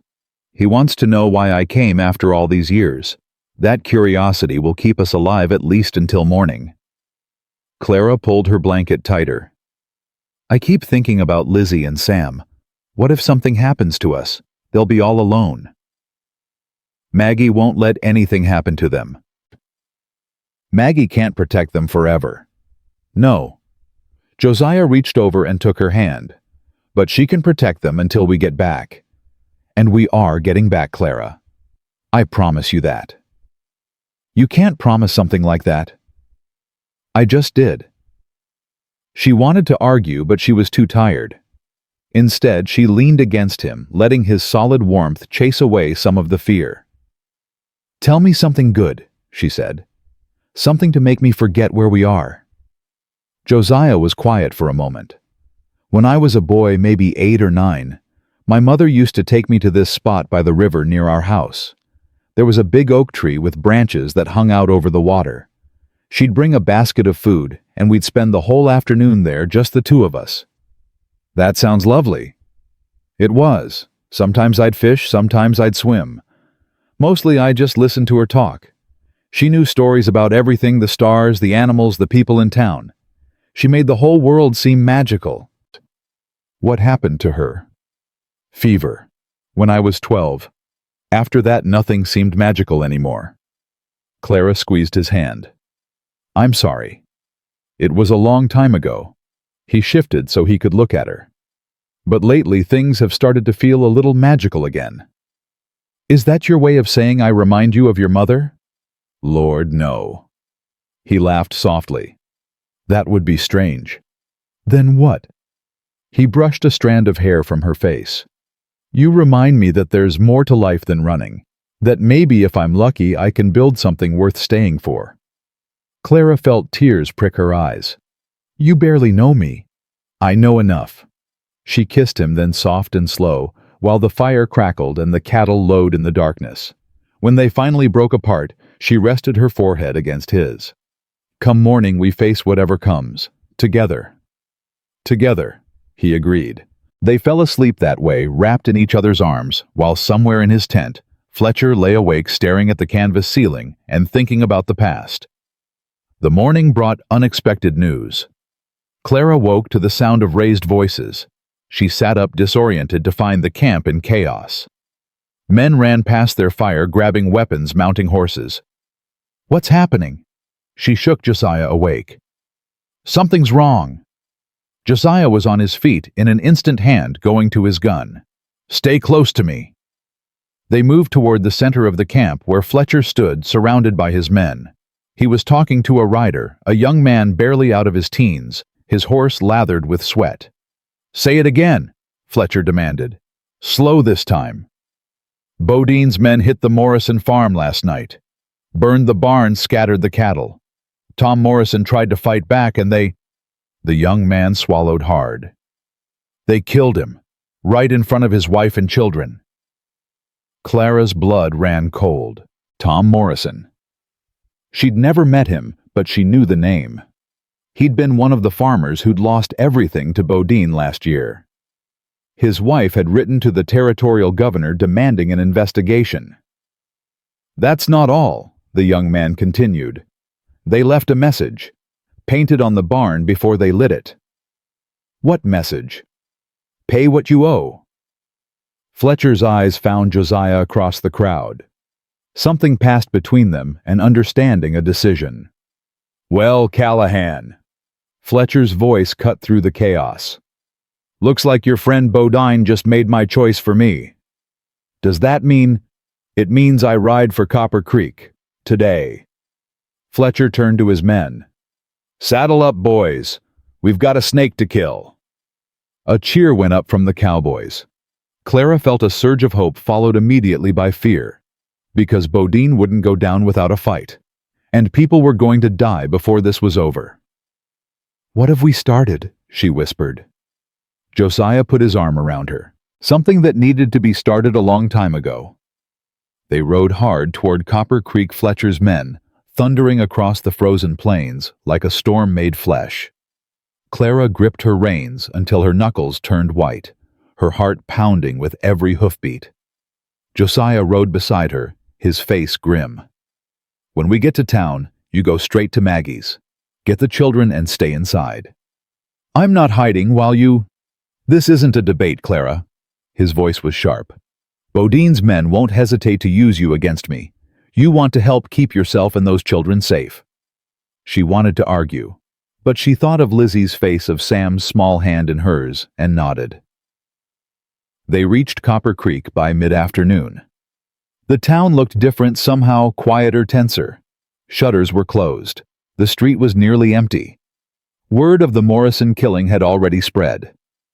Clara broke away from the group, urging her horse toward the boarding house. Maggie met her at the door, her face pale. Thank God you're back. I heard about Tom Morrison. It's all anyone's talking about. Where are the children? Upstairs, safe. Maggie grabbed Clara's arm as she tried to push past. There's something else. Bodine came by this morning, looking for you. Clara's blood turned to ice. What did he want? Said he knew you'd gone to meet Fletcher. Said when you got back you'd have a choice to make. Maggie's grip tightened. He said if you turned against him, he'd make sure you regretted it. Him and everyone you love. He threatened my children. Not in those words, but the meaning was clear. Clara felt something shift inside her. The fear was still there, but underneath it something hotter. Something that felt like rage. Where is he now? His store, I expect. Clara, you can't. But Clara was already moving toward the stairs. Watch the children. Don't let anyone in except Josiah. What are you going to do? Clara paused at the foot of the stairs. I'm going to end this. She found Sam and Lizzie in their room playing with the wooden toys Josiah had carved for them. The sight of their innocent faces made her chest ache. Mama. Sam ran to her, wrapping his arms around her waist. You came back. I told you I would, sweetheart. She knelt, pulling both children close. Listen to me. I need you to stay here with Miss Maggie. No matter what you hear outside, you stay in this room. Understand? Lizzie's eyes were too knowing. Something bad is happening. Yes, but I'm going to fix it. How? Clara kissed her daughter's forehead. The only way I know how, by fighting. She left them with Maggie and stepped onto the porch just as gunfire erupted from the center of town. Her heart stopped. Josiah! She ran toward the sound, her skirts bunched in her fists. Around her, townspeople were emerging from buildings drawn by the shots. Some carried weapons. Others just stared. The scene in front of Bodine's store was chaos. Fletcher's men had surrounded the building, but Bodine's hired guns had taken up positions inside, shooting from the windows. Two cowboys lay motionless in the street. A horse screamed somewhere nearby.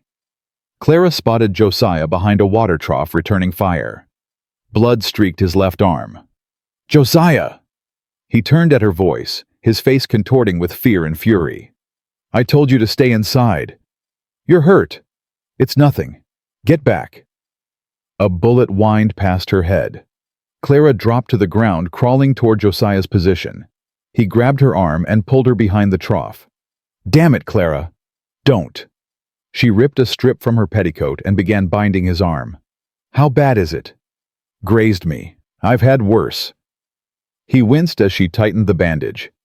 Bodine's got at least a dozen men in there. We're pinned down. Where's Fletcher? Circling around back, trying to find another way in. Another volley of shots rang out. Wood splintered above their heads.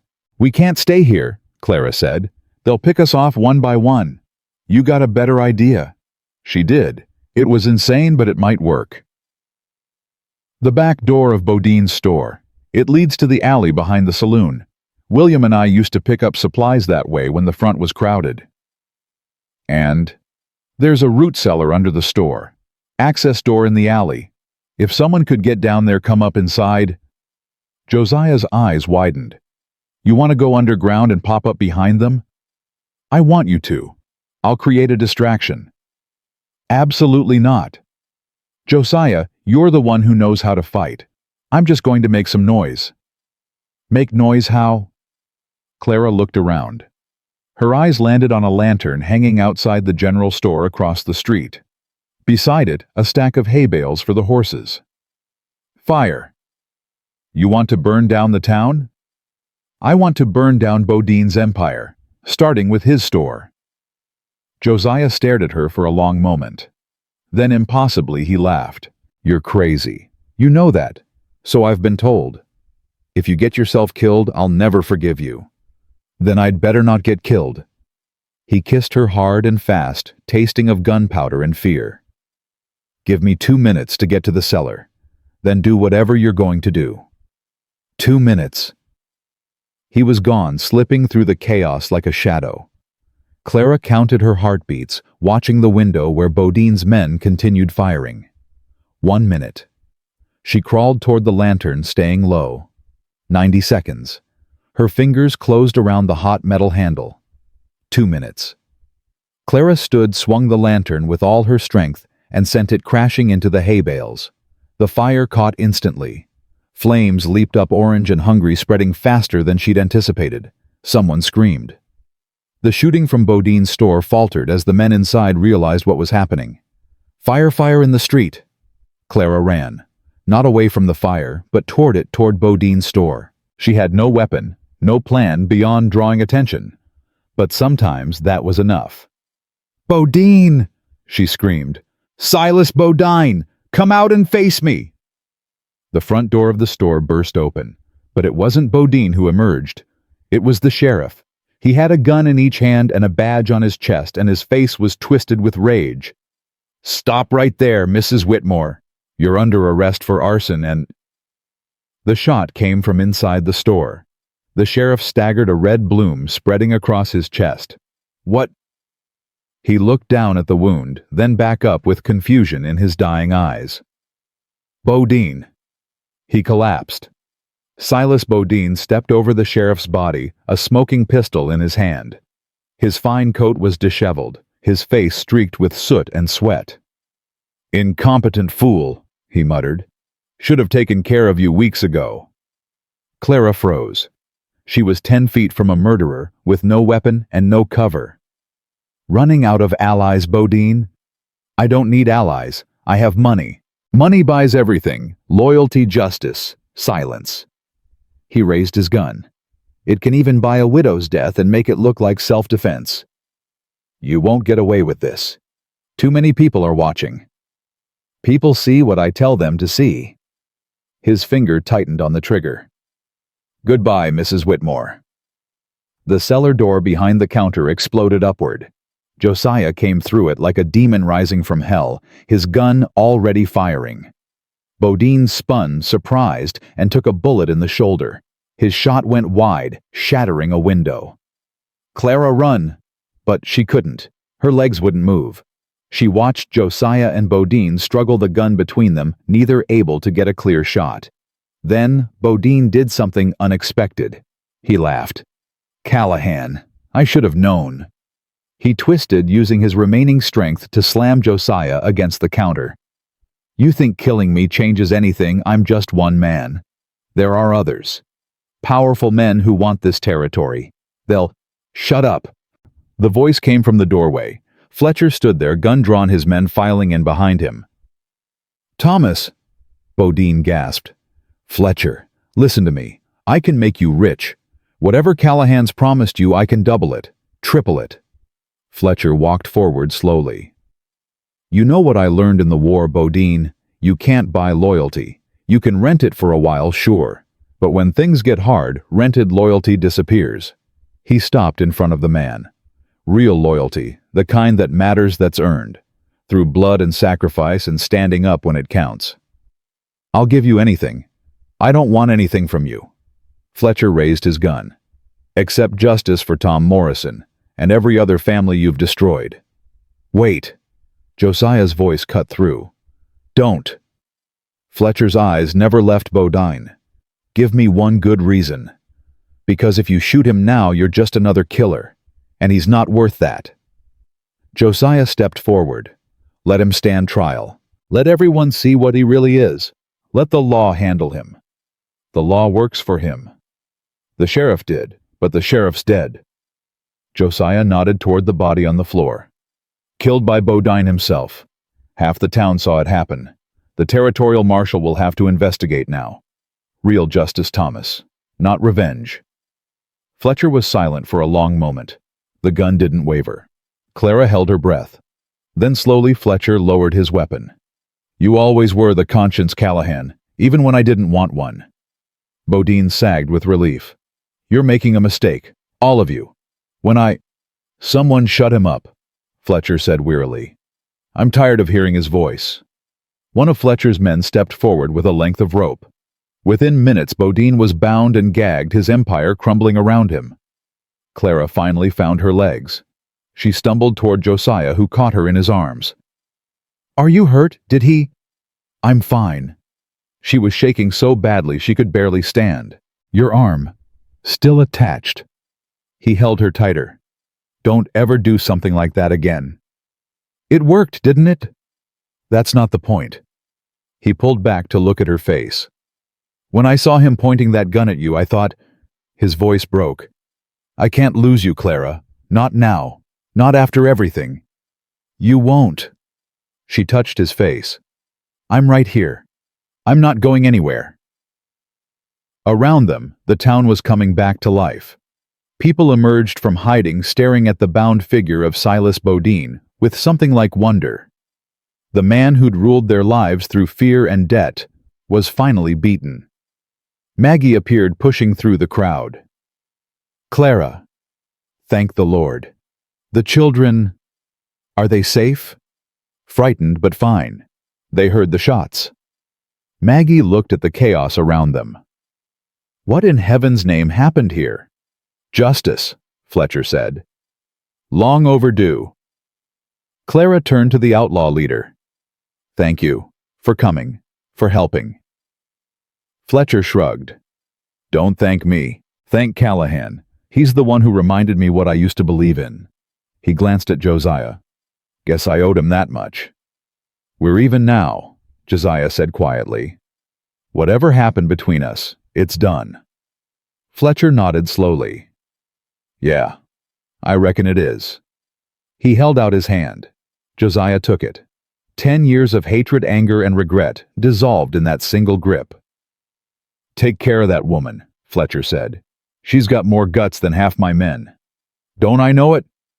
Fletcher mounted his horse, his men falling in around him. At the edge of town, he turned back one last time. Callahan, if you ever need anything. I know where to find you. Fletcher smiled, a real smile, the first Clara had seen from him, and rode out. The fire had been contained thanks to a bucket brigade organized by the townspeople. Bodine's store was badly damaged, but not destroyed. Clara thought there was something fitting in that his legacy would stand as a reminder of what greed and cruelty could do. They locked Bodine in the jail cell that had held so many of his victims. Without the sheriff to protect him, he was just another criminal awaiting judgment. The territorial marshal will be here within the week, Reverend Crane said. He'd emerged from the church once the shooting stopped, looking shaken, but determined. I've already sent a rider. This time there will be a real investigation. And the debt? Clara asked. The money William supposedly owed. Bodine's records will be examined. I suspect we'll find a lot of creative accounting. The Reverend's expression hardened. The man was a fraud from the beginning. He preyed on desperate people and called it business. Clara felt something loosen in her chest. The weight she'd been carrying since William's death, the fear, the guilt, the crushing sense of failure began to lift. It wasn't over. There would be investigations, hearings, months of sorting through the wreckage Bodine had left behind. But for the first time since that terrible day when she'd walked into the storm with her children, Clara believed things might actually be all right. Mama! She turned to see Lizzie running toward her, Sam close behind. She caught them both, dropping to her knees and pulling them into a fierce embrace. You're safe, Lizzie breathed. You came back. I promised I would. We heard shooting. Sam's voice was muffled against her shoulder. Miss Maggie said there was a fire. There was, but it's out now. Everything's going to be okay. Is the bad man gone? Clara looked over her daughter's head at the jail where Bodine sat behind bars. Yes, sweetheart. The bad man is gone. Josiah approached his wounded arm, freshly bandaged by Maggie's practiced hands. He stopped a few feet away, uncertain. Lizzie looked up at him. You helped Mama. I tried. She helped you too. I saw from the window. Yes, she did. Lizzie studied him with those two old eyes. Are you going to stay now? You're not going to leave like before? Clara's heart clenched. She hadn't realized how closely her daughter had been watching, how much she understood. Josiah knelt, bringing himself to Lizzie's eye level. That depends on your mama. And on you. Me. You and your brother. This is your family. I don't want to be where I'm not wanted. Lizzie was quiet for a long moment. Then she turned to Sam. Do you want him to stay? Sam nodded vigorously. He tells good stories, and he can whittle.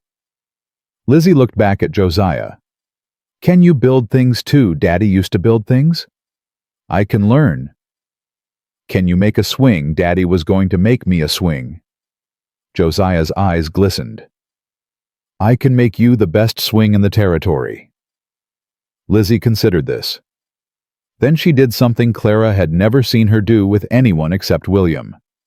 She stepped forward and wrapped her arms around Josiah's neck. Okay, she whispered. You can stay. Clara's vision blurred with tears.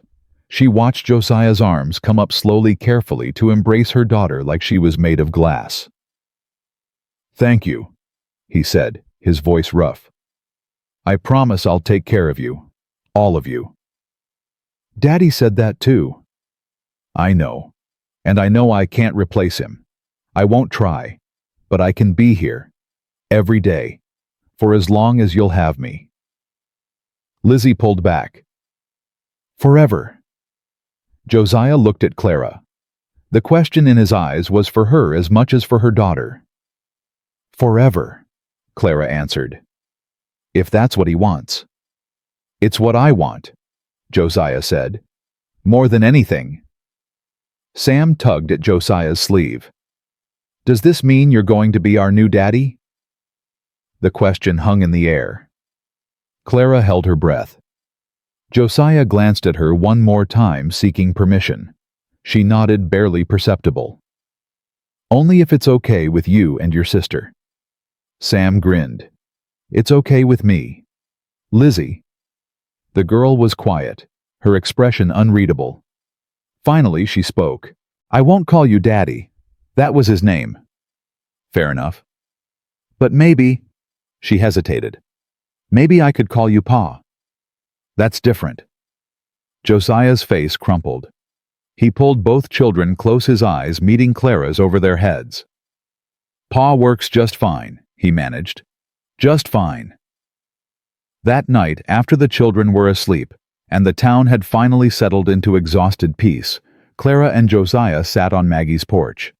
The stars were bright overhead, and the air was cold enough to see their breath. What happens now? Clara asked. Tomorrow we start rebuilding. Your homestead needs work before spring planting. Our homestead, she corrected. Josiah smiled. Our homestead. I like the sound of that. It won't be easy. We don't have much money. The cabin needs repairs. The land hasn't been worked in months. I've never been afraid of hard work. I know. She leaned against him. I just want you to understand what you're signing up for. I'm signing up for you, for Lizzie and Sam, for a life that means something. He kissed the top of her head. That's worth any amount of hard work. They sat in comfortable silence for a while, watching the stars wheel overhead. Josiah.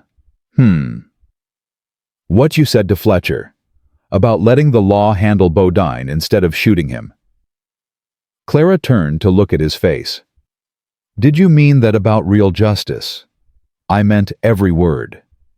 But after everything he did, the threats, the stealing, the murder, you still wanted him to have a fair trial. Josiah was quiet for a moment. In the war, I saw what happens when men decide they're above the law. When killing becomes easy. It starts with the people who deserve it, but it doesn't stop there. Pretty soon you're shooting anyone who gets in your way. Like Fletcher did. Like Fletcher almost did. He pulled back from that edge, but just barely. Josiah shook his head. I won't become what I fought against. Not even for justice. Not even for you. Clara felt a surge of love so intense it almost hurt.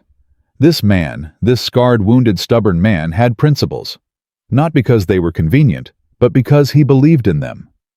I love you, she said. In case that wasn't clear. It was clear. He pulled her closer.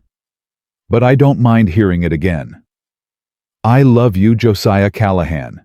I love your stubbornness and your principles and your ridiculous cowboy stories. My stories aren't ridiculous. The one about the bear that stole your pants was definitely ridiculous. That actually happened. I don't believe you. Ask Fletcher. He was there. Clara laughed, and the sound echoed across the quiet town.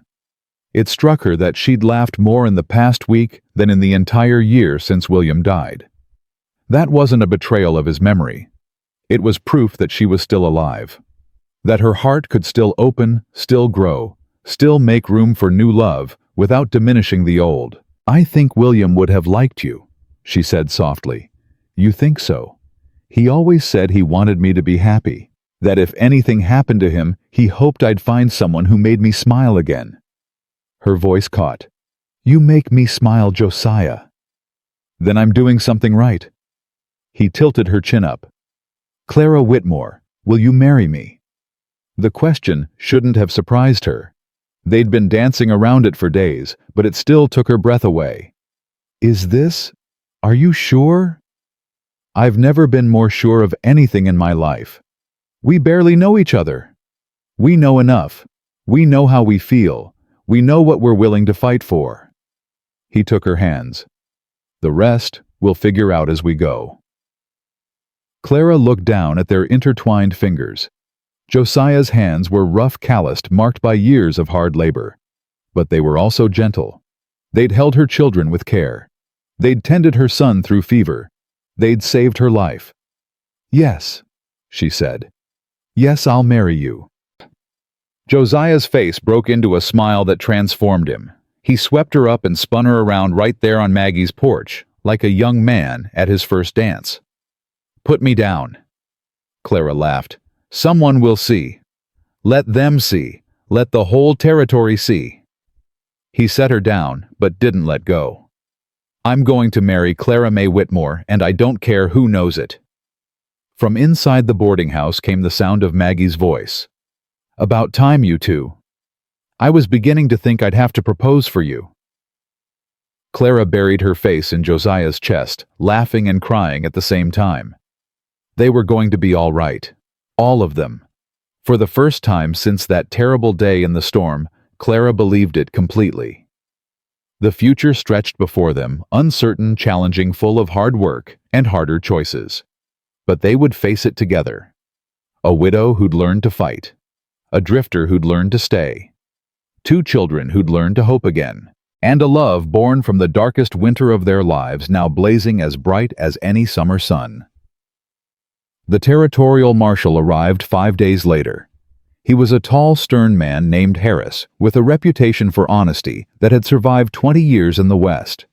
He spent 3 days interviewing witnesses, examining Bodine's records, and piecing together the full scope of the man's crimes. What he found was worse than anyone had imagined. Bodine hadn't just cheated farmers and ranchers. He'd forged documents, bribed officials, and ordered at least 3 other murders besides the sheriff's. Tom Morrison wasn't his first victim, just his most recent. "This man will hang," Harris told the assembled townspeople. "Not here, I'm taking him to Helena for trial, but justice will be done." A cheer went up from the crowd. Clara felt Josiah's arm tighten around her shoulders. "It's over," she whispered. "It's really over." "This part is," he agreed. "Now comes the hard part." "What's that? Living." He smiled down at her. "Building a life, raising children, growing old together." He paused. "That's harder than fighting any battle." "Are you ready for it?" "With you, I'm ready for anything." They watched Harris ride out of town with Bodine in chains, flanked by 4 deputies. The man who had terrorized the territory for years looked small and broken, now stripped of his power and his pretense. Clara felt no satisfaction in his fall, only relief that it was finished. "Come on," she said, taking Josiah's hand. "Let's go home." They walked toward the boarding house where Lizzie and Sam waited, where Maggie had prepared a celebration dinner, where a new life was waiting to begin. Behind them, the sun set over Copper Creek, painting the sky in shades of gold and crimson. The winter had been cruel, but spring was coming, and with it, the promise of everything they'd fought so hard to save. The road back to the Whitmore homestead felt different now. Clara rode beside Josiah, the children bundled together on the pack horse behind them, and every familiar landmark seemed transformed. The frozen creek where she'd nearly lost hope. The ridge where she'd first seen Josiah's silhouette through the storm. The bend in the trail where her old life had ended and her new one had begun. "You're quiet," Josiah said. "Just thinking." "About?" "The last time I traveled this road, I was carrying Sam in my arms, convinced we were all going to die." She shook her head. "That was only 3 weeks ago. It feels like a lifetime." Sometimes the biggest changes happen in the smallest moments. Clara looked at him, this man who had appeared from a blizzard and turned her world upside down. "Do you believe in fate, Josiah?" "I believe in choices. Fate might put two people on the same road, but it's their choices that determine what happens next." "And what choice did you make when you saw us in that storm?" Josiah was quiet for a moment. "I chose to stop running. For the first time in 10 years, I chose to stay." The homestead came into view as they crested the final hill. Clara's breath caught. She'd been afraid of what they'd find damage from the storm's animals that had broken in a home that had given up on its owner. But the cabin stood solid against the winter sky. Snow covered the roof, but the walls were intact. The barn door hung loose, but the structure itself still stood. "It's still here," she whispered. "Did you think it wouldn't be?" "I thought—" She swallowed hard. "I thought maybe I'd imagined it. Built it up in my mind as something worth saving when really it was just a broken-down shack that should have been abandoned." "It's not broken." Josiah dismounted and helped her down. "It's waiting." The children scrambled off the packhorse, racing toward the cabin with the boundless energy of youth. "Sam, wait!" Clara called, but he was already through the door, Lizzie close behind. "It's cold in here." Sam's voice echoed from inside. "And dark." Clara followed them in, bracing herself for the worst. But the cabin was exactly as she'd left it, sparse, worn, but functional. The stove stood cold and empty. Frost coated the inside of the windows. But the roof hadn't leaked, the walls hadn't crumbled, and her family's few remaining possessions were undisturbed. "Home?" Lizzie said softly, running her hand along the back of William's old chair. "Home," Clara agreed. Josiah appeared in the doorway, his arms full of firewood from the pile outside. "Let's get this place warmed up. Then we can see what needs fixing." The list of repairs was long. The barn door needed new hinges. Several fence posts had rotted and collapsed. The root cellar had flooded and frozen, destroying what little food Clara had stored. The chicken coop was empty. The birds had either escaped or been taken by predators. But none of it was insurmountable, not with 4 pairs of hands and the promise of spring. "We'll need supplies," Josiah said that first evening as they sat around the finally warm stove. "Lumber nails, seed for planting. The barn needs a new roof before the snow melts." "We don't have money for all that." "We will. I can hire out to the other ranches, do some blacksmith work. And Maggie said she'd pay you for any baking you can send to the boarding house." "That's not enough. Not for everything we need." "It's a start." He reached across and took her hand. "We don't have to fix everything at once. We just have to keep moving forward." Clara looked around the small cabin, at Lizzie reading by the fire, at Sam already dozing in his bed, at this man who had chosen to build a life with her. "Forward," she agreed, "one day at a time." The first week was the hardest. Clara had forgotten how isolated the homestead was, how the silence could press in at night, how the winter darkness seemed to last forever. But having Josiah there changed everything. His presence filled the spaces that had felt so empty since William's death. They fell into a routine. Josiah rose before dawn to tend the animals they'd acquired, a milk cow, and 2 horses from a rancher who owed Fletcher a favor. Clara prepared breakfast and got the children ready for their lessons. In the afternoons, they worked together on repairs, Clara holding boards steady, while Josiah hammered, both of them laughing when things went wrong. "You're putting that hinge on backwards," Clara said one afternoon. "I am not." "You definitely are. Look at it." Josiah stepped back, studied his work, and cursed under his breath. "How is that possible? I've hung 100 doors. Maybe you're distracted. By what? Clara smiled innocently. I have no idea. He caught her around the waist and pulled her close. You're a menace, Clara Whitmore. Soon to be Clara Callahan. Even more of a menace then. She kissed him right there in the half-finished barn with sawdust in her hair and calluses on her hands. It wasn't romantic. It wasn't perfect.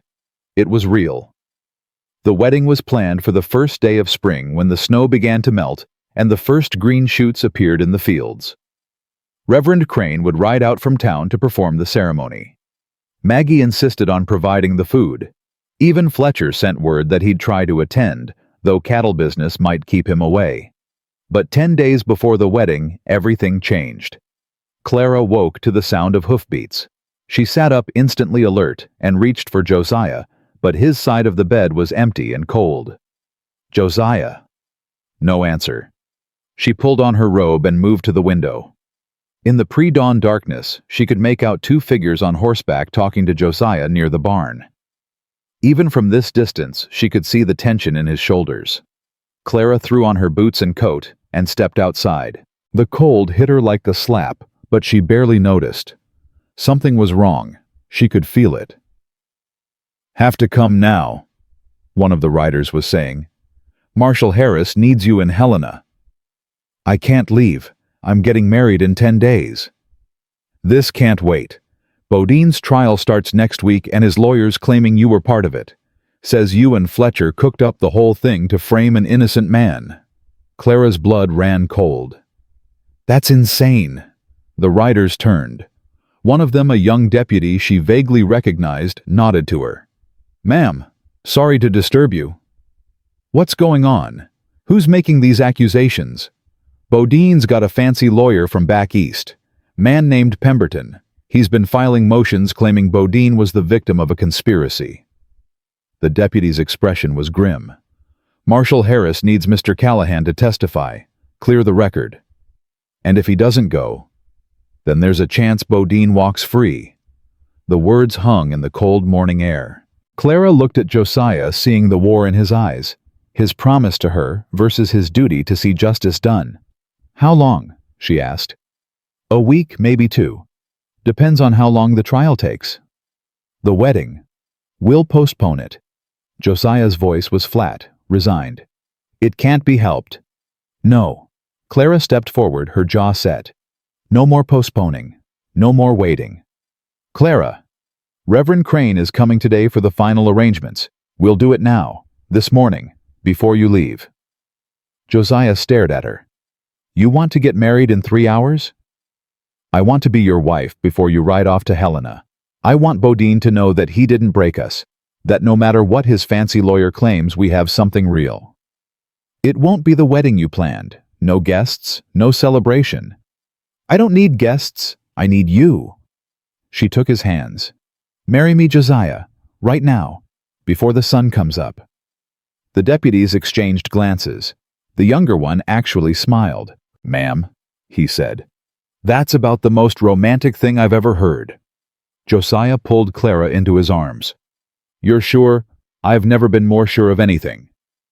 They woke the children, who were confused but excited by the unusual morning activity. Lizzie helped Clara put on her best dress, a simple blue cotton that had been her mother's. Sam insisted on wearing his fancy boots, even though they were 2 sizes too big. Reverend Crane arrived just as the sun broke over the horizon. He was surprised by the change in plans, but adapted quickly. Well, he said, looking at the small group gathered in the cabin's main room. I've performed weddings in stranger circumstances. At least this one comes with a roof. Clara and Josiah stood before the cold stove, their children beside them, 2 deputies serving as witnesses. It wasn't the wedding Clara had imagined. There were no flowers, no music, no fancy dress. But when Josiah took her hands and looked into her eyes, none of that mattered.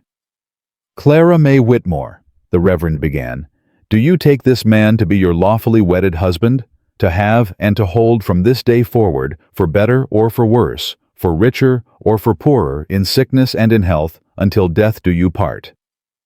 I do.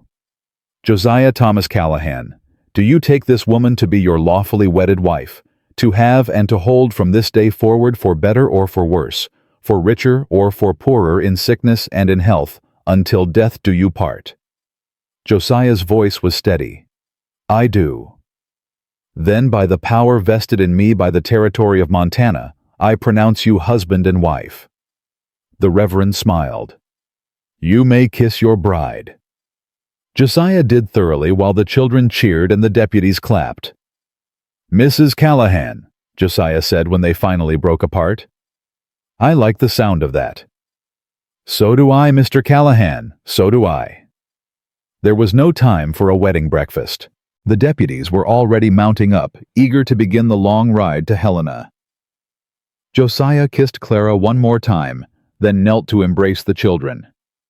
You take care of your mother while I'm gone, he told Sam. I will, I promise. Lizzie, you're in charge. Make sure everyone does their chores. Lizzie nodded solemnly. When will you come back? As soon as I can. 2 weeks at most. Promise. Josiah hesitated. I promise I'll do everything in my power to get home to you. Clara walked him to his horse. The morning was cold but bright, the sun glinting off the snow in a way that hurt her eyes. Be careful, she said. Bodine still has friends. His lawyer might try something. I'll watch my back. And watch your front. And your sides. Josiah laughed softly. Yes, ma'am. I'm serious, Josiah. I just got you. I'm not ready to lose you. He cupped her face in his hands. You're not going to lose me. Not today. Not ever. I made a vow, Clara Callahan. I intend to keep it. He mounted up, gathered the reins, and looked down at her one last time. I love you, he said. I love you too. Now go. The sooner you leave, the sooner you can come home. She watched him ride away until he was just a speck on the horizon. Then she turned back to the cabin where her children waited and got on with the business of living. The first week without Josiah was hard. The second was harder. Clara threw herself into work, making repairs, tending animals, teaching the children their letters. At night, she lay in the bed that still smelled like him and tried not to count the days. Word came from Helena on the 12th day. A writer from town brought a letter written in Josiah's careful hand. Trial going well. Bodine's lawyer tried everything, but the evidence is too strong. Expect verdict tomorrow. We'll leave for home immediately after. Tell the children I miss them. Tell yourself I love you. J. Clara pressed the letter to her heart and cried tears of relief, of love, of exhaustion from holding herself together for so long. Is Pa coming home? Sam asked. Yes, sweetheart. Pa is coming home. But the next day brought different news. Clara was in the barn mucking out stalls when she heard the hoofbeats. She stepped outside expecting to see Josiah and instead found herself facing a stranger. He was well dressed with a fine horse and expensive boots. His face was handsome but cold, his smile never reaching his eyes. Mrs. Callahan. He dismounted with practiced grace. Mrs. Josiah Callahan. Who's asking? My name is Pemberton. I'm an attorney. Clara's stomach dropped. Bodine's lawyer. The man who'd tried to frame Josiah as part of a conspiracy. What do you want? Just to talk. Pemberton's smile widened. You see, there's been a development in the trial. Your husband has been arrested. The world tilted. Clara grabbed the barn door for support. What? A witness came forward. Claims your husband was part of Bodine's operation from the beginning. That he turned on Bodine when he saw a chance to take over. That's a lie. Is it? Your husband appeared out of nowhere, inserted himself into your life, convinced you to stand against the most powerful man in the territory. Pemberton shrugged. It's quite a story. The jury seems to believe it. The jury is wrong. Perhaps. But right now your husband is in a cell in Helena awaiting trial for conspiracy and murder. Clara felt the blood drain from her face. Murder. He didn't. The sheriff. Your husband was seen at the scene. He had a gun. Witnesses say he was part of the confrontation that led to the sheriff's death. Bodine killed the sheriff. Everyone saw it. Bodine claims your husband shot first, that the sheriff was trying to stop a robbery and your husband killed him. Pemberton's eyes gleamed with triumph. It's his word against a dead man's. And now that Bodine's been acquitted. Acquitted? Oh, didn't the letter mention that Pemberton's smile was pure poison? Silas Bodine was found not guilty on all charges. He's a free man, and he's very interested in settling old scores. Clara's mind raced. This couldn't be happening.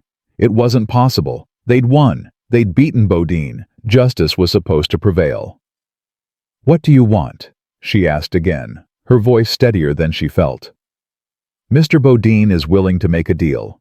Drop all claims to your husband's assets. Leave the territory permanently. In exchange, he'll withdraw the charges against your husband." "And if I refuse?" "Then your husband hangs for murder, and you and your children." Pemberton paused meaningfully. "Well, Mr. Bodine has a long memory. And a lot of friends."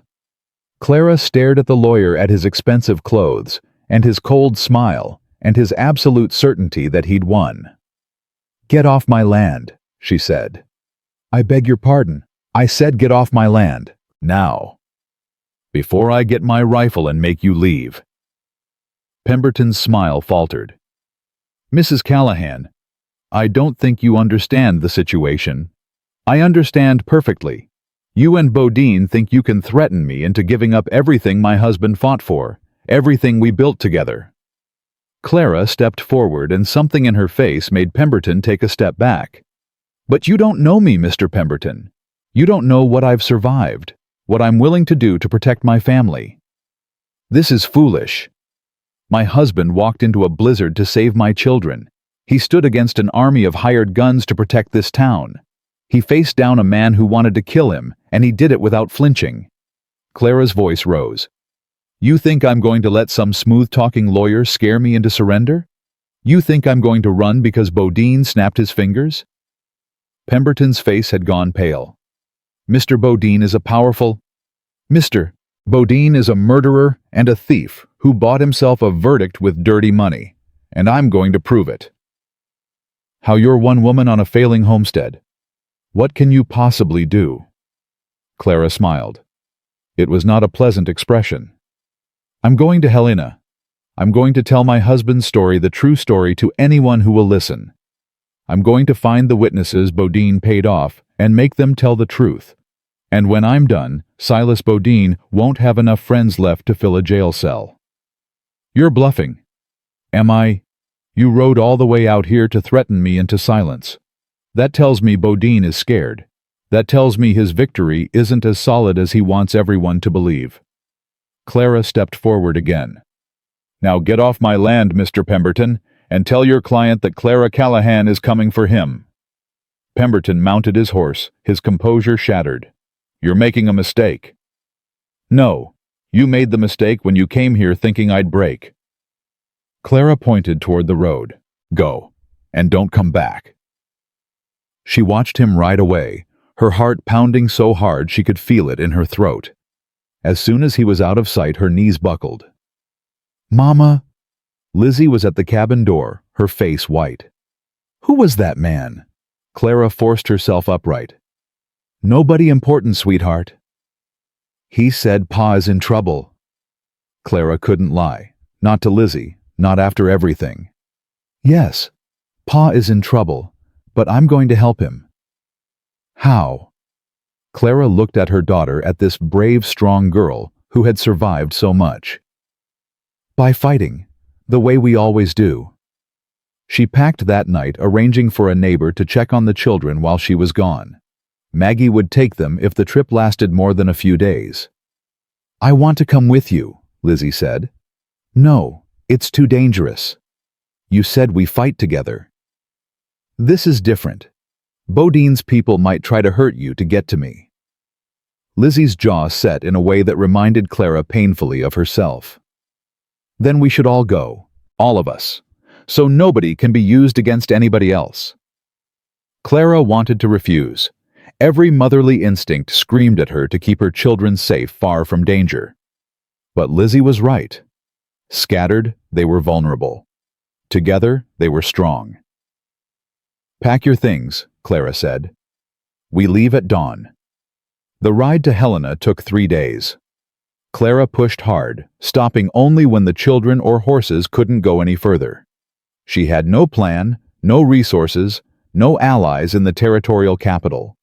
She had something better. She had the truth. They arrived to find the town buzzing with news of the trial. Bodine had indeed been acquitted. The jury had deliberated for less than an hour. The newspapers called it a triumph of justice. But in the saloons and boarding houses, Clara heard a different story. "Fixed jury," one man muttered. "Everyone knows it." "Witnesses disappeared or changed their stories," another said. "Pemberton's got deep pockets." The cowboy Callahan, he's the only one telling the truth. But who's going to believe a drifter over a businessman? Clara found the marshal's office on the second day. Harris was surprised to see her. "Mrs. Callahan, I didn't expect—" "I want to see my husband." Harris hesitated. "The charges against him are serious. Conspiracy accessory to murder. Those charges are lies, and you know it." "What I know and what I can prove are two different things." Harris sighed. "Bodine's lawyer is good, too good. He's twisted everything around until the facts don't matter anymore." "Then let me talk to the jury. Let me tell them what really happened. The trial's over. Bodine's been acquitted." "Not Bodine's trial, Josiah's. That's still pending, isn't it?" Harris nodded slowly. "Starts in 3 days. But Mrs. Callahan, you should prepare yourself. The way things are going." "I'm not preparing for defeat. I'm preparing to win." Clara leaned forward. "Now take me to my husband."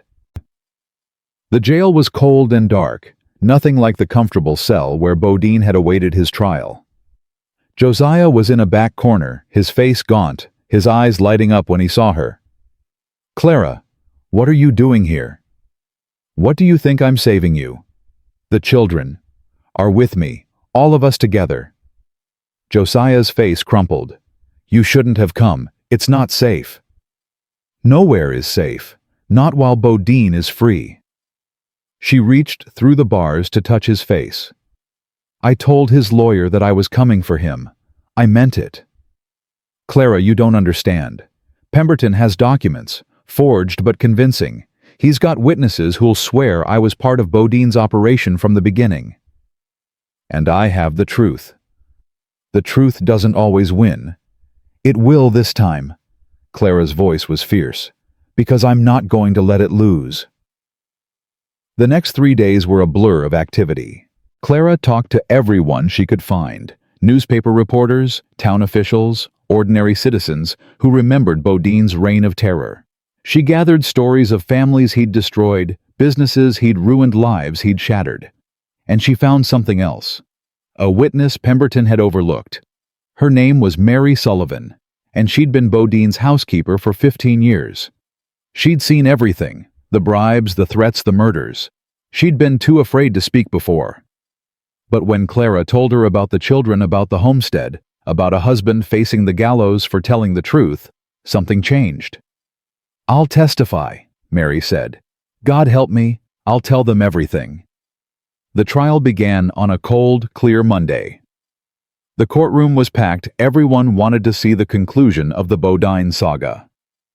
Clara sat in the front row with Sam and Lizzie on either side of her, her head high and her eyes fixed on Josiah.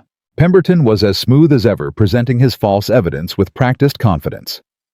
The forged documents, the bribed witnesses, the twisted narrative that painted Josiah as a villain and Bodine as a victim. But then the defense called Mary Sullivan.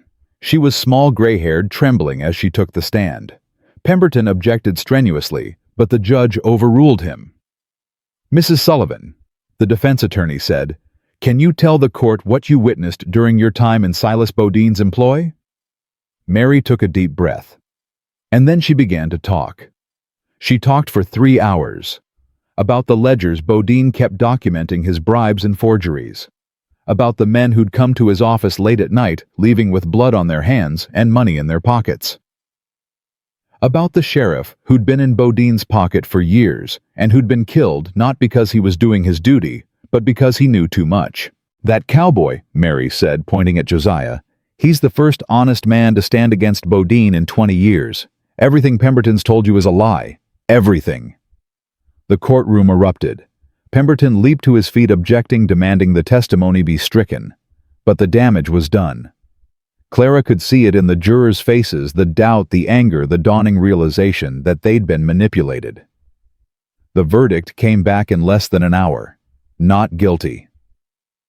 Clara screamed, launching herself toward the front of the courtroom as the guards released Josiah from his chains. She threw herself into his arms, laughing and crying, while the children piled on around them. "You did it," Josiah said, his voice rough with emotion. "You crazy, beautiful woman, you actually did it. We did it, all of us." But the victory wasn't complete. Bodine was still free, still powerful, still dangerous. Or so Clara thought until Marshal Harris approached them outside the courthouse. "Thought you should know," he said. "We're reopening Bodine's case. Based on Mrs. Sullivan's testimony, the governor's ordering a new investigation. Federal marshals are on their way." "And Bodine?" "Tried to run this morning. Got about 10 miles before Fletcher's men caught up with him." Harris's expression was grim but satisfied. "He's back in custody. This time, there won't be any fancy lawyers to save him." Clara felt the last weight lift from her shoulders. It was really over. Finally, truly over. They left Helena 2 days later, traveling slowly this time, savoring the journey. Spring had arrived while they were gone. The snow was melting. The streams were running, and the first wildflowers were pushing up through the softening earth. "Pa," Sam asked as they rode, "are we going home now?" "Yes, son, we're going home. And we're staying, no more bad men."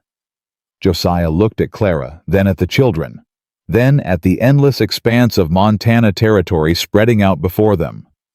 "No more bad men," he said. "Just us, just family." They reached the homestead at sunset. The cabin stood solid and waiting, smoke rising from the chimney where the neighbor had kept the fire going. The animals lowed in the barn. The fields, brown and bare, held the promise of spring planting. "Home," Lizzie said softly. "Home," Clara agreed. That night, after the children were asleep and the house was quiet, Clara and Josiah sat on the porch. The stars were brilliant overhead, and somewhere in the distance, a coyote howled. "I've been thinking," Josiah said. "About what?" "About the swing. The one Lizzie's father was going to build." Clara smiled. "You remembered." "I remember everything you've ever told me." He turned to face her. "I thought maybe this spring, once the planting's done, I could build it, if that's okay." "It's more than okay. And I was thinking—" He hesitated. "There's room in that barn for more animals. Pigs maybe. Chickens. A real operation, not just survival." "That sounds like a lot of work." "It does. But I've got help." He took her hand. "I've got a wife who walked into a blizzard for her children, who faced down lawyers and outlaws and never flinched, who believed in me when nobody else did." Clara leaned against his shoulder. "I've got a husband who appeared out of a storm and saved my family, who fought for justice, even when it cost him everything, who chose to stay when he could have run. We make a good team. We do." They sat in comfortable silence, watching the stars wheel overhead. After a while, Clara spoke again. "I'm pregnant." Josiah went absolutely still. "I wasn't sure until a few days ago, but I am. We're going to have a baby." For a long moment, he didn't respond. Then he turned, cupped her face in his hands, and kissed her with a tenderness that took her breath away. "A baby," he whispered. "Are you happy? Happy?" He laughed, pulling her close. "Clara, I spent 10 years running from my past, convinced I'd never have a future. And now I have a wife, 2 children who call me Pa, a home, and a baby on the way. His voice broke. I'm not happy. I'm blessed beyond anything I ever deserved. Clara held him tight, feeling his heart beat against hers. We both are, she said. Spring came fully that year, warm and generous. The fields greened, the animals multiplied, and the homestead flourished under Clara and Josiah's care. Lizzie got her swing, a beautiful thing that hung from the strongest branch of the old oak tree. Sam learned to ride with Josiah, teaching him the patient way, never rushing. Maggie came to visit and declared the Callahan home the finest she'd seen in the territory. Fletcher passed through, once staying long enough to share a meal and leave gifts for the children. He and Josiah talked late into the night, healing wounds that had festered for a decade. You were right, Fletcher told Clara as he left. About redemption. About second chances. I'm not the man I was. None of us are, Clara said. That's the point. News came from Helena that Bodine had been convicted on all charges. This time, there would be no acquittal, no appeal, no escape. Justice delayed so long had finally been served. And on a crisp autumn morning, with the leaves turning gold and the harvest gathered in, Clara gave birth to a daughter. They named her Hope. It's perfect, Josiah said, holding the tiny bundle in his arms. After everything we've been through, all the darkness, all the fear, we made something beautiful. Clara watched her husband with their daughter, watched Sam and Lizzie peering over his shoulders, watched her family complete in a way she'd never imagined possible. A starving widow begged a stranger to take her children, she said softly, remembering that day on the frozen road. And instead, he took her too. Josiah looked up at her, his eyes bright. Best decision I ever made. Mine too. Outside, the Montana wind swept across the plains, carrying the scent of pine and wood smoke, and new beginnings. The cabin stood solid against the coming winter, filled with warmth and laughter and love. Clara May Callahan had lost everything once. Her husband, her hope, her will to live. And then a cowboy had walked out of a blizzard and reminded her that endings were just beginnings in disguise. She had found her home. She had found her family. She had found her second chance at happiness. And this time, she would never let it go.